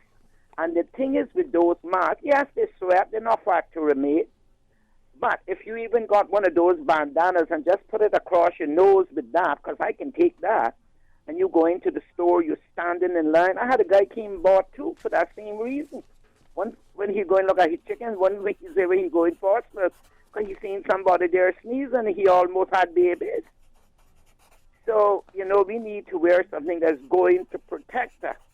I mean, somebody said mine look like carnival mask. The glitter, well, they say on the YouTube, they say make them at what you got. So I'm making up what I have in my house because there's no stores open. So if anybody want a mask that's going to last them, they check Reba. Okay. Sounds good. Thank you, Ms. Reba. Okay. Thank you all. Have a good day. Thank you. You do the same, and please stay safe as well. Oh, yes, I will. Okay. Back to Mr. Brown. I can't get no water from the back. I want to say thank you to the caller for calling in, and that's one of our local artists and seamstress and designers, and I appreciate her input in respect to this discussion. Unfortunately, there's some parts that I think that I have concerns with, and it's the cost association with masks. We have a pandemic in front of us, and when people need access to the things to prevent the continued transfer of a disease that can kill you, we can't put cost restrictions in place. Ultimately, what I'm saying is, if I was the executive, I would have to get masks to every single person who lives in this country in their hands without cost restrictions. If somebody has to pay for something to save their life, then that defeats the whole purpose of what we're trying to do. Now, yes, there are going to be costs associated with this, but in the best interest of the national approach, we have to make it as the very minimum cost. And unfortunately, I think pockets of isolations of people making it and definitely making it for a profit is not going to help the ultimate goal of everybody getting one at this particular point. Now, again, I do not want to undermine the entrepreneurial spirit of persons who are making them. But as a representative, as a person who's there to look out for the interests of everybody, what we need to do is get these masks made so everybody can get one at the very bare minimum, if not free, because ultimately it protects us all. Now, I'm not convinced yet as to what the government's plan is to mask. I need to hear more as a representative. I'm trusting that they have a plan in respect to this. I was expecting to hear something else this week because we've heard from last week and the previous week before that there was a plan for mask. I want to hear more about it because unfortunately, if my conclusions are correct on these one-time use ones, I don't think it's practical. I don't think it will last or work for the long term. And as we've heard over and over again, we're going to be dealing with this type of concern for at least a few months.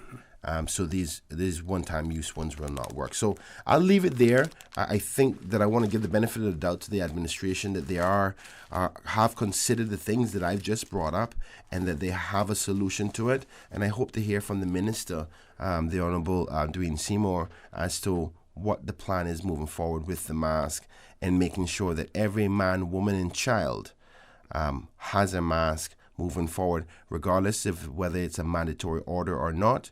But if they want one to just feel more protected, they can choose to use one regardless of whether there's an order or not.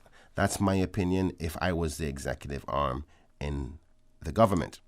OC, I think we'll want transition now if there's no callers, and I encourage persons. Let me check with Susan. Any calls, Miss Susan? If we do have callers, I'll leave my last topic. Two callers. Okay. We have two callers. Let's try to grab at least one, possibly two, before we go to the break. Caller, good morning. Welcome to For the Record. Yes, good morning, OC. How are you? Morning, I'm fine. How are you? How are things over there? Not too bad. I just want to talk on two subjects quickly. Sure. Yeah, first is fishermen up here. I don't see no reason why the fishermen can't go fishing up here. Mm-hmm.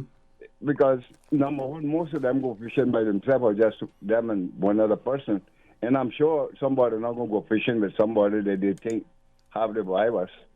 And matter of fact, the virus is almost zero down here, up here. Mm-hmm. Yeah, and I think the BRAC is one of those places where we're likely to see restrictions lifted earlier. Yeah. Mm-hmm. Exactly. So that just sounds like a pack of rubbish to me, because a lot of people that got boats, that high-powered boats, that they can't go and get the big fish, means that because the smaller man that go and get the smaller fish can't go fishing. And that to me, that don't go up too well. Anyway, coming back to the remittances that people want to send over to their families and whatever they want to send it to. The reason why that they cannot send, or so much restrictions or so much input for them, for the bankers especially, they because they can't make a big bag of money out of it. That's one of the main reasons. Now, if they could make a big bag of money out of it, it would be fine. But because they can't do it, and the people that are doing it, the MoneyGram and whatever, they know how to do it. The banks are not that familiar to me, because it's not another big head office that the money be going to. That is one of the main reasons. And you got, Caymaners or the people in Cayman have to realize that our fathers and forefathers, well, they had to go overseas and send money home to our mothers to take care of the family. Yes, sir. Yep. Mm-hmm. And I remember a story my mom told me when she started to get money from her old man from overseas, that one of the first things that she decided to do was to try to find a piece of land. And she found a piece of land is on Mary Street, and we still own it today. Mm-hmm. Mm-hmm. And if she didn't take a pound or something out of the remittances that he set back, we wouldn't have had that. Mm-hmm. You understand? That's correct. Nobody do know where that money going to when these people send this money back to their families or whoever. But because the banks can't make a big bag of money out of it, that's the reason why it's always a lot of investigation. Oh yeah, all right, because they're buying numbers and selling numbers and winning or whatever. Who legalize it then? All right, Osi, thank you very much. Thank you very much. Thank you very much. Let's. I think we can grab the other caller as well. Caller, good morning. Welcome to For the Record. Good morning, Osi. How are you? Good morning. I'm fine. How are you? I'm like Uncle Burton would say, best in the world, living right next door to heaven. And morning, Ken. Good morning, sir. This Uncle Parsley. How you doing? Not too bad, sir. I hear your problem there with the mask thing. Yes, sir. There's a possibility that you could check with all the paint stores and possibly the marina, that you could get some face masks from them, because I think they're closed down at the moment and they still have some in stock, which is as good a mask as you can get. However, to make one, just cut off the arms of a T-shirt, regular short T-shirt, and take the layers, five layers or so of coffee filter. Put it between them, pin it together or staple it together, and you have a mask that will protect you both ways. It'll protect you in case you touch your face. It'll also protect you in case you have it, it won't go out. The other thing is to make sure you keep your eyes covered with a pair of shades or something, and tell hands don't touch face. But of course, you know how that is easier said than done. But it will, because apparently this fella is like a flea or a tick. The other thing, you know, I run around barefoot. And I spray my feet with that my own alcohol substance with a little bit of vinegar and peroxide mixed in it to make sure that in case it comes there. Of course, I don't touch my feet. But I think, now this is just my opinion, that because this virus, when it is exposed, it gets on surfaces, which includes the floor, and it can live for a period of time.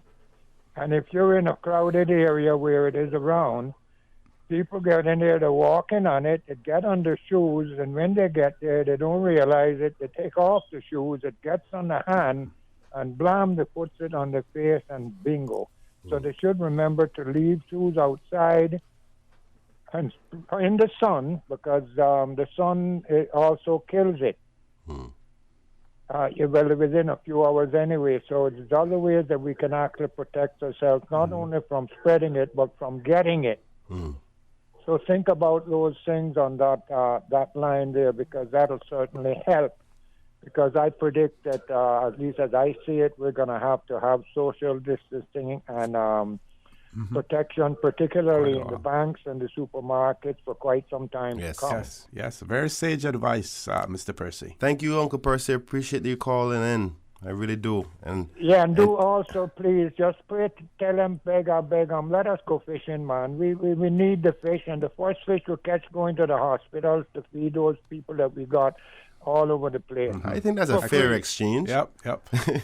Okay. Thank you very much. Thank you very much. We have more I could pass on to you, but I'll save that for another time. But I figured you might need that information there, so that there's some hope that we can do it cheaply. Thank you. Thank you again. Thank you very much. We'll talk sometime. Call me when you need me. Stay safe. Bye-bye. Okay, bye-bye. We're going to take a commercial break, folks. Please stay tuned. For the record, we'll be back shortly. Since March 2004, West Bay Pharmacy has kept their doors open to the local communities, even before, during, and after Hurricane Ivan. At West Bay Pharmacy, our staff provides so much more than pharmaceutical excellence. From the moment you walk through our doors to completing your cash out, our staff will have put your healthcare concerns at ease. We would like to take this moment to thank our loyal friends and customers. To us at West Bay Pharmacy, our patients are our primary concern. We provide thorough background checks and precise calculations to ensure your medical safety. Thank you for being a part of our family and for choosing West Bay Pharmacy, where we care about your health. Vamped Motors encourages everyone to stay home in compliance with our government's directives, which are absolutely critical to protect our islands from the coronavirus. In light of this, Vamped Motors will be closed until our Cayman Islands government gives us the all clear to return to work. Please, everyone, be safe and let's get through this together by staying apart. Start getting your debt under control with a debt consolidation loan from Fidelity Bank. At Fidelity, your loan decision is quick with no runaround. Plus, with competitive interest rates and fees, we will help you reduce your monthly payments and get you back to living again. Don't let the burden of overwhelming debt tie you down this year. Call Fidelity today and let's make it happen with a Fidelity Bank debt consolidation loan. Fidelity, we're good for you. Hi, I'm remodeling our bathroom. I have a few questions. Sure. What are some ideas to make my bathroom feel larger? How do I know if I'm picking the right vanity? How do I choose a new toilet or a new countertop? Also, the lighting is terrible. Can I put a window or a skylight? And do I really need an exhaust fan? You've come to the right place. At Brand Source, we custom design kitchen and baths, and our talented design team can help answer your questions. Whether you're looking for a modern, functional family bathroom or a luxurious personal retreat, we'll help create that beautiful space that makes your home yours. And if you're in a rush for a new look and have a limited budget, our ready-to-install bathroom vanities, built with solid wood and countertops of the finest materials, are a quick and easy remodeling solution. For the very best in custom-designed kitchens and baths, visit Brand Source Home Gallery on Dorsey Drive, Industrial Park, Cayman's Kitchen and Bath Center. Hello, Cayman. I'm Quincy Brown. Anybody else getting mixed up with all these new coronavirus terms? Me too. But guess what? I've watched the press conferences and I've read the press releases and I've seen all the social media posts. Look here, I can help you out. Shelter in place. Stay home. Stay out of Johnny Public. Una got it now? If Una want to stay up to the time with what's going on, there's only one place for the real information, the Cayman Islands government. Visit gov.ky/coronavirus. Now remember, keep washing your hands, keep following the rules, and keep taking care of each other. Saving lives is Caymankind. For the record, with Orrett Connor. Initiating system. For information that matter. For the record, with Orrett Connor. Continues right now on Radio Cayman. Good morning. Welcome back to For the Record. In the studio with me, MLA Mr. Kenneth Bryan. Do you mind if I just quickly send a happy birthday shout out before we Go get right back ahead. into Sure, the mix sure. of things? Mhm. Thank you so much, OC. I want to send a special happy birthday to my lovely aunt, Marge Bryan. Some people may know her as Marge Tibbetts, because she was married to Captain Tibbetts, but her name is Marjorie Bryan. Marge, I love you so much, and I hope the Lord continues to bless you with many, many more years to come. Happy 70th birthday. Okay. I'm going to share a WhatsApp message this time. I think we still have another caller on hold too, Miss Susan. No callers. Okay. This one reads, good morning. What's being said about the remittance businesses and online businesses being able to operate is 100% true, except they have to be authorized by curfew time as essential. Curfew time has become very politicized and, in the Premier's own words, is not supposed to be quote-unquote fair. Instead of companies submitting plans seeking the government's blessing to operate, what government needs to do is publish a transparent framework of operation for sanitation and social distancing, etc. Any business meeting this criteria should then be allowed to open. Noting the protein shortage looming in the U.S., it is not unreasonable to expect Cayman to be impacted as a result. It may be helpful if our leadership would open up our commercial and subsistence fishing now, as they say protein shortages are 2 weeks out or less. It is better to be proactive instead of being reactive. Just one thing I want to point out on that last part about the protein and everything. We see that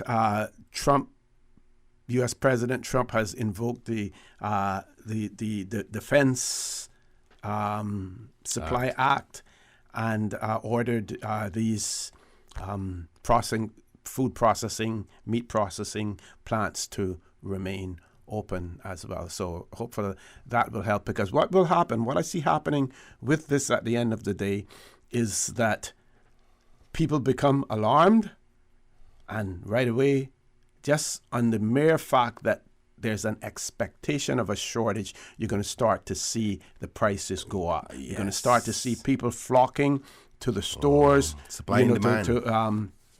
To stock up on various things, and at the end of the day, the ones who are going to end up paying and suffering for it are the people, the consumers, at the end of the day. Mr. Bryan.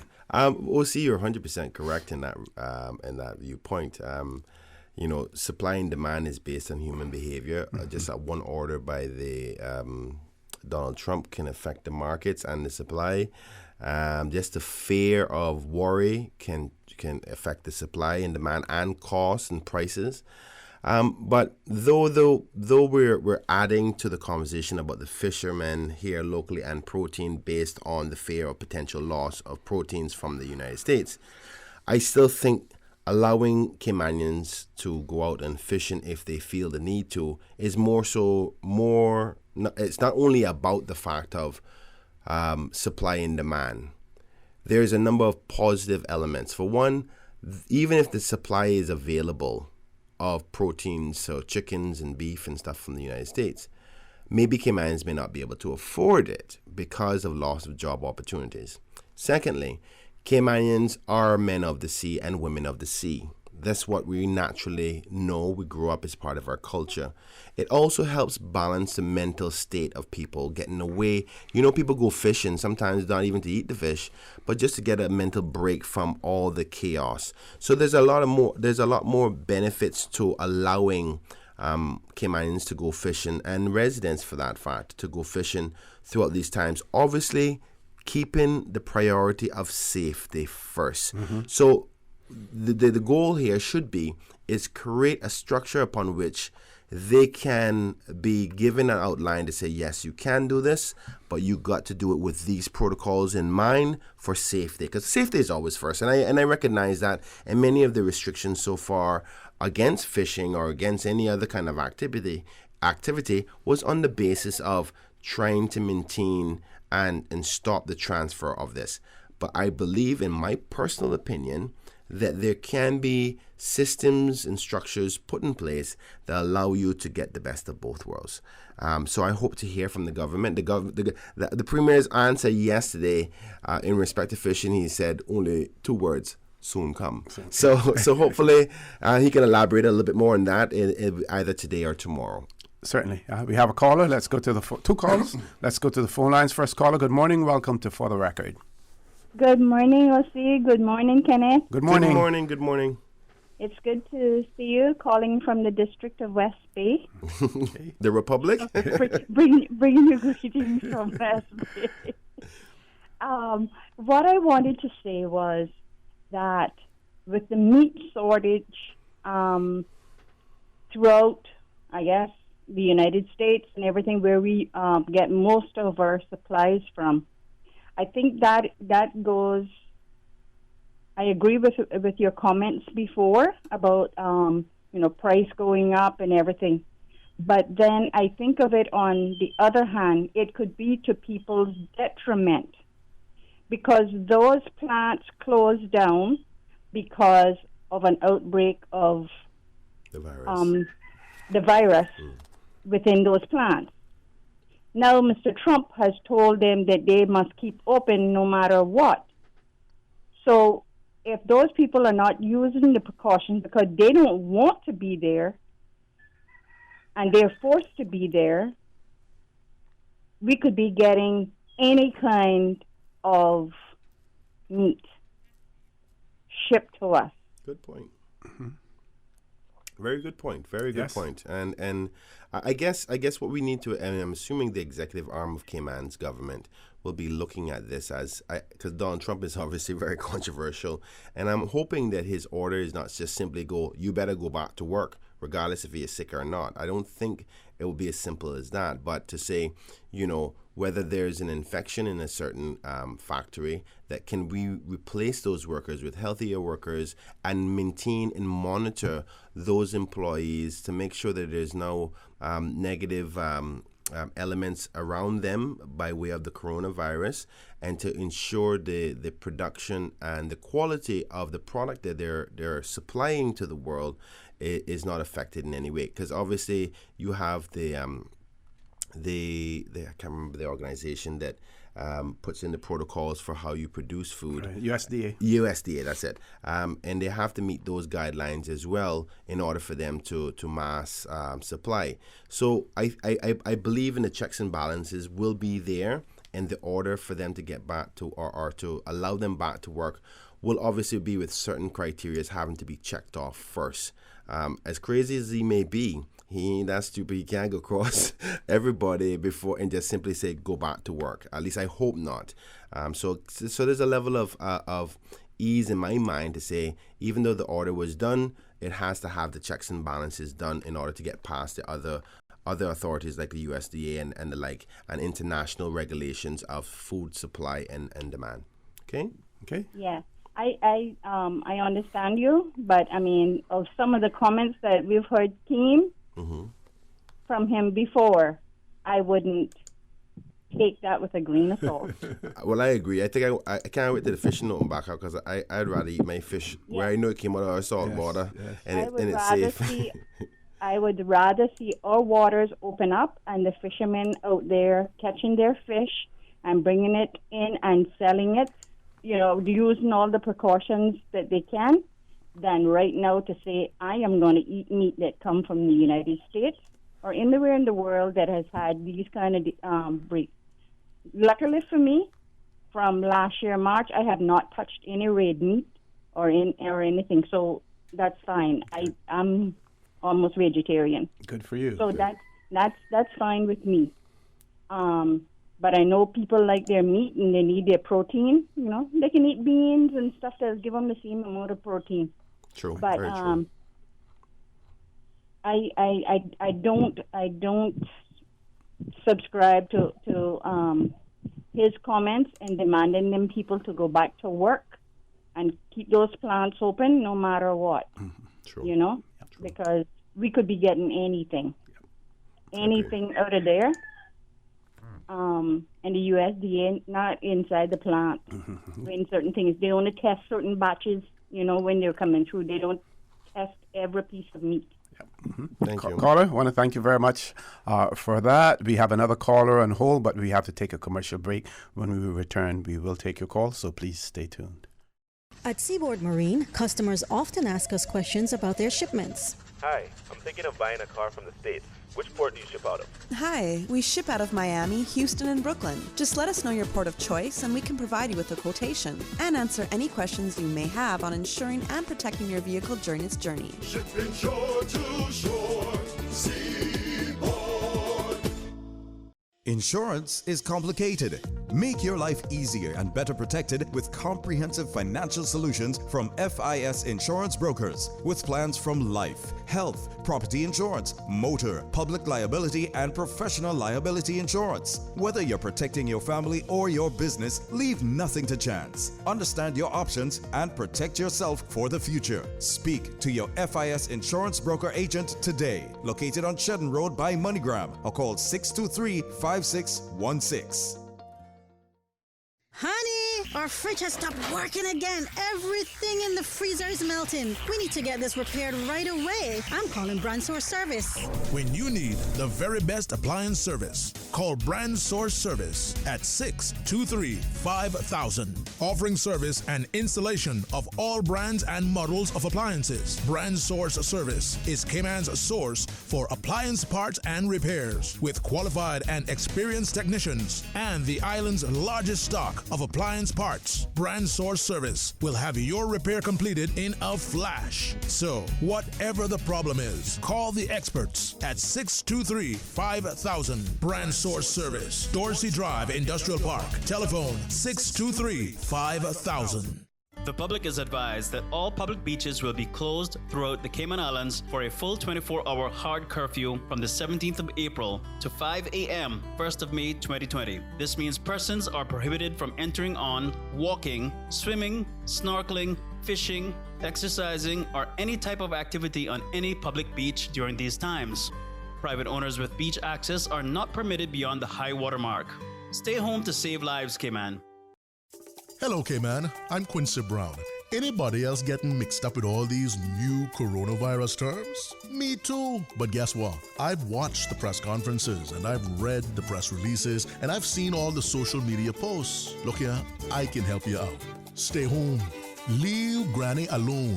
Darling child, I mean, we can't be visiting our old people because they're more compromised. We gotta keep them safe. Una got it now?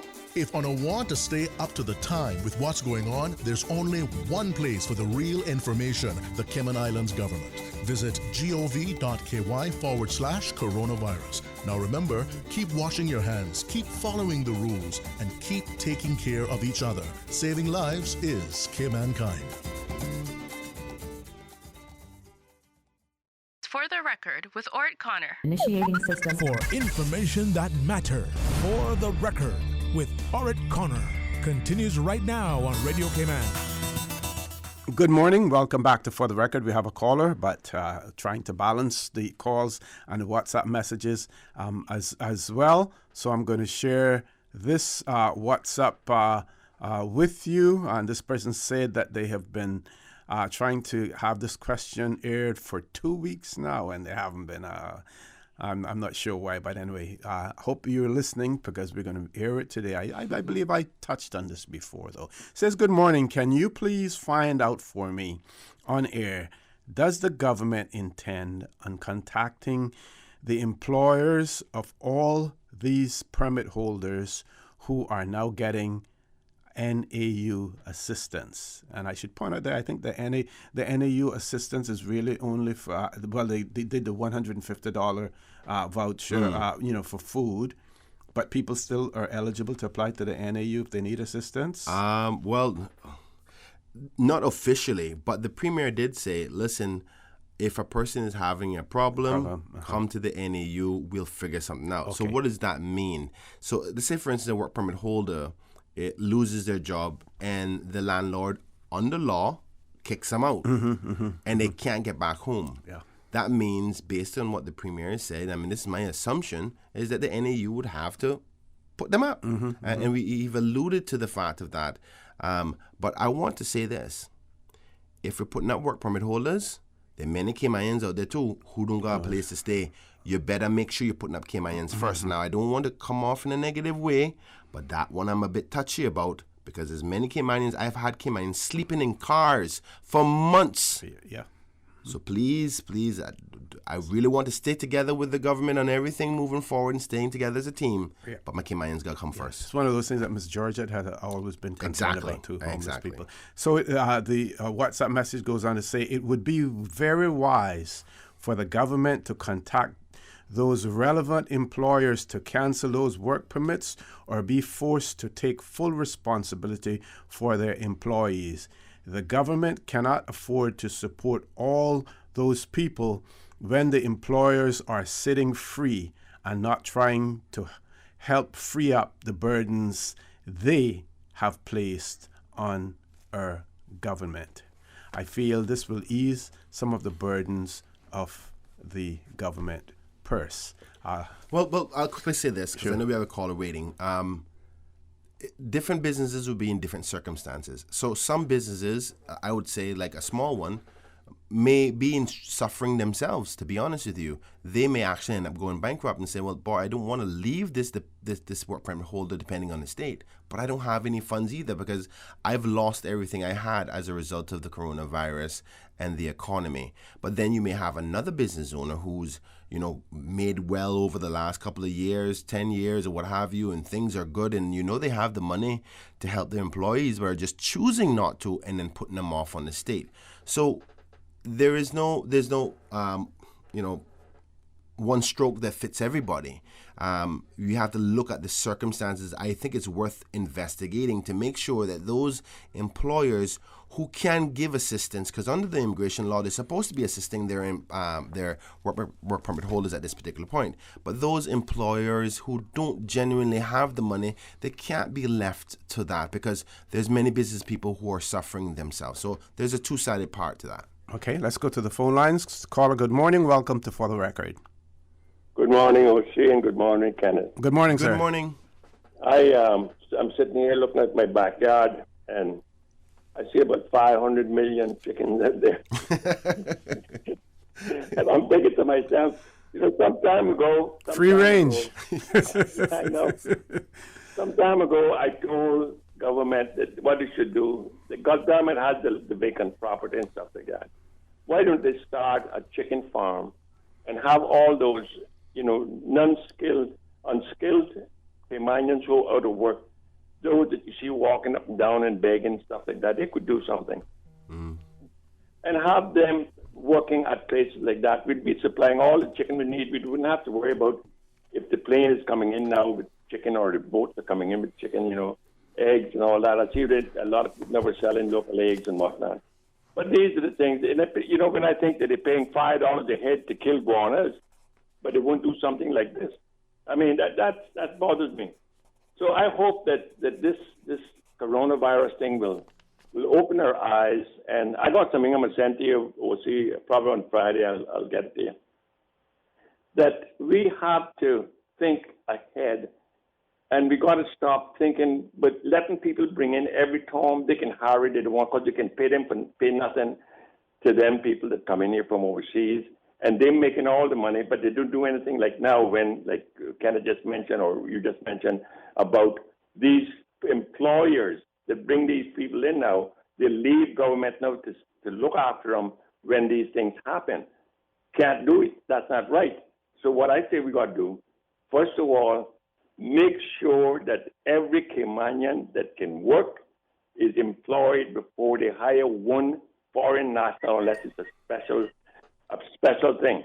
Because it used to be back in the 60s and 70s that Caymanians, every hotel you went to, you found Caymanians working in there, Caymanians in stores, Caymanians in the bank, Caymanians in the hospital, Caymanians wherever. And today, you hard to, sometimes I go into a drugstore and I found 2-3 Caymanians there. I say, come on, let's have a little party, because it's the first time I see 3 Caymanians together. You know what I mean? Okay. Yes, sir. Okay, caller, I want to thank you very much for that. I think we have how many callers left? 2. We're going to ask you to please be as brief as possible because Mr. Bryan is going to have to leave us a little bit early for another commitment. First caller, good morning. Welcome to For the Record. Good morning, OC and Kenny. Morning, sir. I called with a couple of quick points. First of all, I hear people in respect of, the permit holders, the people who was on permit getting assistance from government.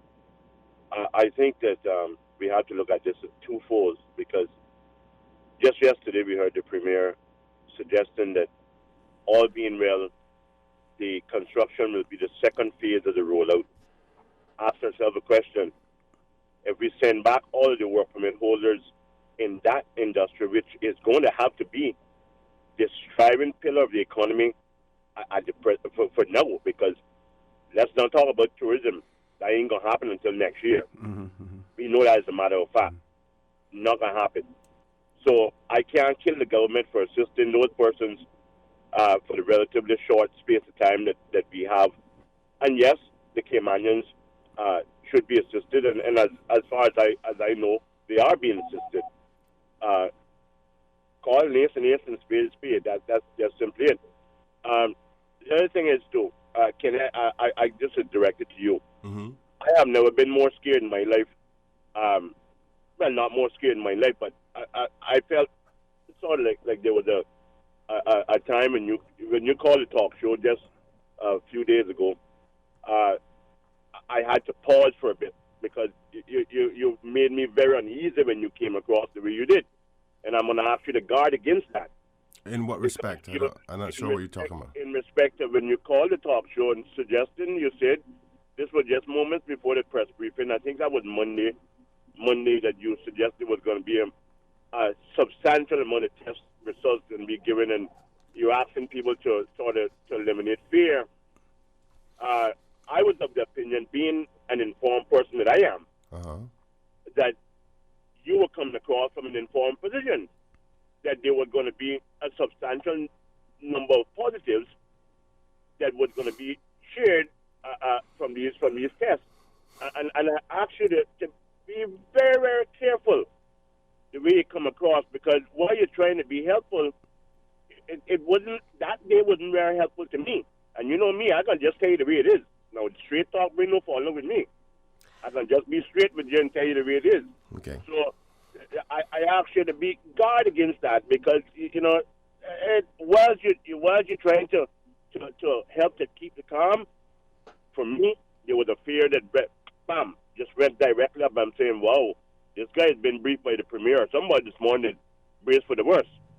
So that's all I'm saying in regards to that. Just want to let you know. Okay, thank you very much, caller, for that. Just want to say, on the part about sending work permit holders home, it's easier said than done at this point in time because of the restrictions that other countries have in terms of receiving and stuff like that. You want to comment? I want to say firstly, I apologize to the caller if what my intentions were alarmed him. And I clearly stated that I just wanted people to be guarded, to say that there was going to be a large amount of test results. So it wasn't the normal 15 or 20 because I know that there was a large amount of tests pending. As you can see that day, the Monday, no tests, none of them were positive. So I apologize for how he received it, but I know what I said. But I think there's a learning curve here that people may assume that I know stuff, but I want to clarify the government does not speak to me at all about what is going on. So I don't know anything. I was hoping to try to rationalize that if we did have some large number of positives, to be guarded that it's a large number of tests as well.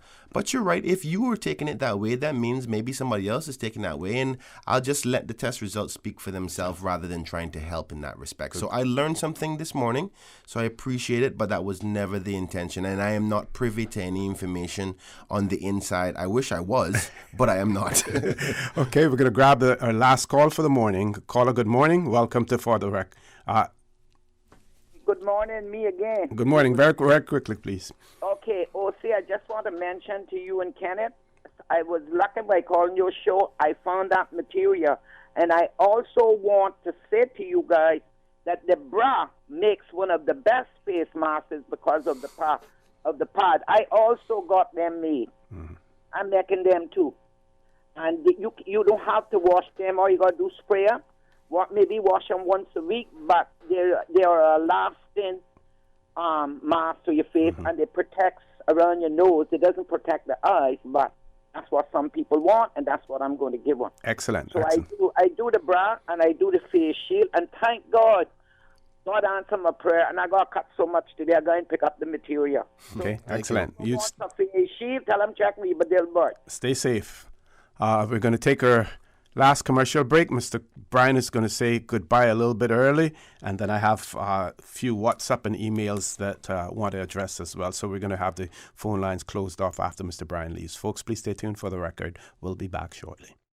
Sending money to your family overseas shouldn't be a full-day process. Stop waiting in lines. MoneyGram, the safest and most convenient way to send money worldwide, offering 3 convenient locations: Shedden Road, Baden Water Sports in West Bay, and at FIS BRAC Agency in Cayman BRAC. MoneyGram by Financial Integrated Services. Visit fiscayman.com for more information on MoneyGram services. MoneyGram, bringing you closer. We all know there's nothing more refreshing than the taste of an ice-cold Coca-Cola straight from the cooler. No one can stop me when I taste the feeling. Whether it's celebrating a birthday, promotion, or just a great meal, make each moment a Coca-Cola moment. No one can stop me when I taste the feeling. Available across the Cayman Islands from Tortuga Distributors. Make sure you ask for the unforgettable flavor of a classic Coca-Cola. At Seaboard Marine, customers often ask us questions about their shipments. I have various items coming from different suppliers that I need to ship to Cayman. Do you offer consolidation? Yes, Seaboard Marine offers consolidation for full and less than container loads. We can hold your packages at our Miami warehouse until everything arrives and ship it all in one go. And we have the best rates to Grand Cayman. Visit seaboardmarine.com for more information. Shipping shore to shore. Seaboard. Your Radio Cayman 6 p.m. news, Monday through Friday, is brought to you by Logic. Your life connected. During these challenging times, it can be easy to lose sight of all that we have to be grateful for. As the world grapples with the effects of COVID-19, at the forefront of the fight are the many frontline workers diligently ensuring the continuity of our islands. From the police service, members of the National Emergency Operations Center, healthcare workers, the DEH, grocery and pharmacy attendants, and so many more.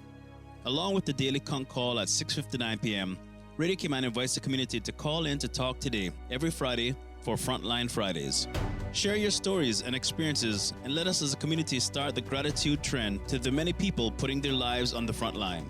Whether you have a family member on the front line and wish to give them a shout out, or if you have a personal experience of Cayman kindness, we want to hear from you. Frontline Fridays, every Friday on Talk Today. Hello, Cayman. I'm Quincy Brown. Anybody else getting mixed up with all these new coronavirus terms? Me too. But guess what? I've watched the press conferences and I've read the press releases and I've seen all the social media posts. Look here, I can help you out. Stay home. Leave Granny alone. Darling child, I mean, we can't be visiting our old people because they're more compromised. We gotta keep them safe. Una got it now? If Una want to stay up to the time with what's going on, there's only one place for the real information, the Cayman Islands government. Visit gov.ky/coronavirus. Now remember, keep washing your hands, keep following the rules, and keep taking care of each other. Saving lives is Cayman kind. For the record, with Orrett Connor. Initiating system. For information that matter. For the record, with Orrett Connor. Continues right now on Radio Cayman. Good morning and welcome back to For the Record. We're in the last leg of the show this morning. The phone lines have been closed. We're going to give Mr. Brian an opportunity for some closing comments, and then I have some WhatsApp messages and emails, some queries that people have, and we will try to address those. Mr. Brian.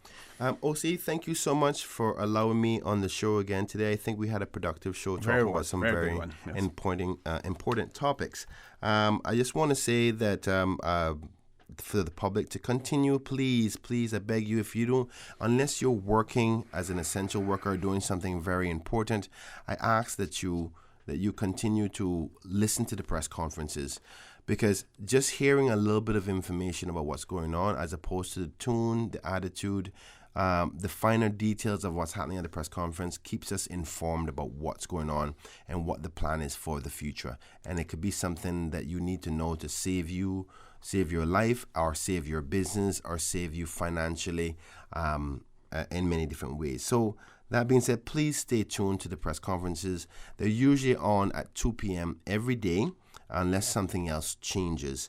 I want to also encourage the Georgetown Central constituency that I try to send out information as often as I possibly can to my constituents about what's going on. But obviously, I don't have the information and details of every single person in Georgetown Central who is my registered voters.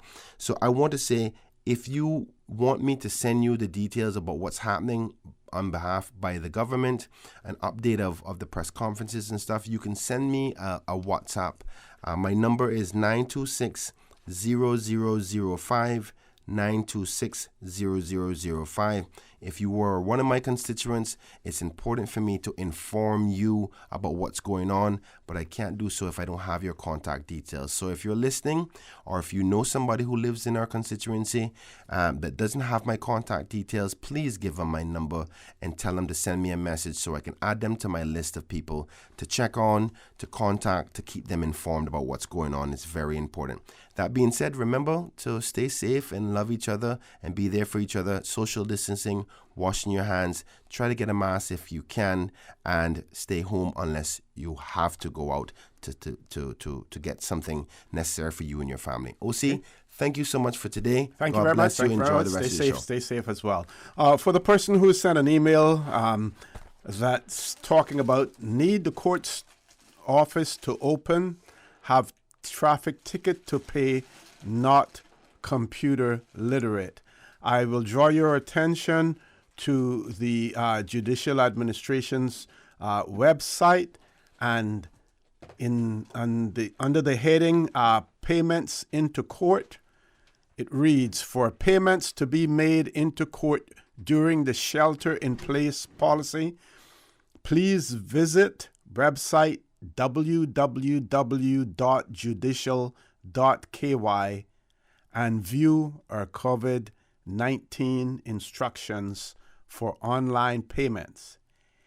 Any persons who are unable to make online payments are required before their date of payment to call the registry's help desk. That number is 244-3842 and or 244-3867, or by email to courts@judicial.ky. So if you are unable to make online payments, there are numbers for you to call their help desk, 244-3842, 244-3867.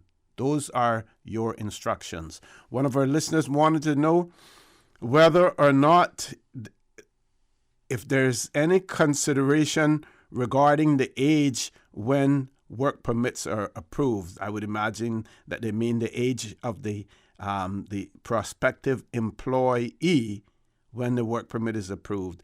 In thinking about pensions, if a person is hired on a work permit later in their life and does not have time to build up their pensions, eventually gets citizenship, then they could potentially end up at the needs assessment unit if they don't have sufficient pensions funds when they retire.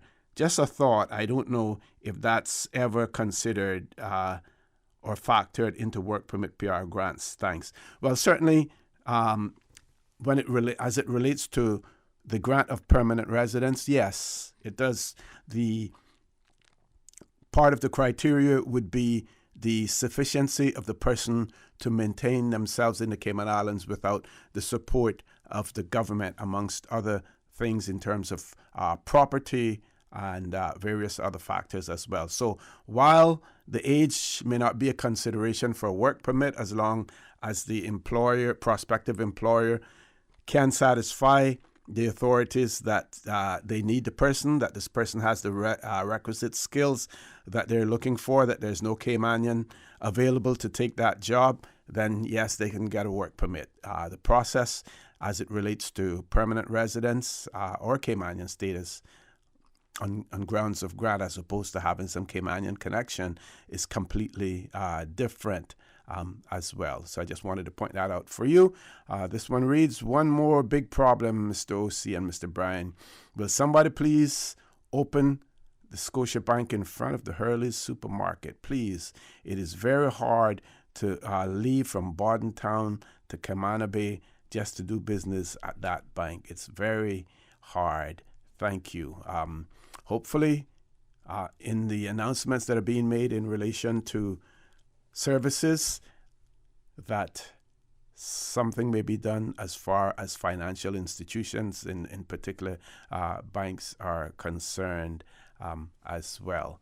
So I think that basically covers all of the questions that I had received in relation to that. No, I thought I had something, but that's on my WhatsApp, not Radio Cayman's WhatsApp as well. So I believe that we've had a very interesting night discussion this morning. Anything else? I want to make sure I haven't missed anyone, because I catch hell when I don't get. This person wanted to know, can you please address the online vehicle licensing? It's not working. I've been trying for over a week. Thank you. So vehicle licensing is a concern. The other concern that we had, and I think a person called more than once, mosquitoes. People are having issues, experiencing infestation of mosquitoes in some areas. And and of course, they have to stay home. They can't go out of their yards, shelter in place.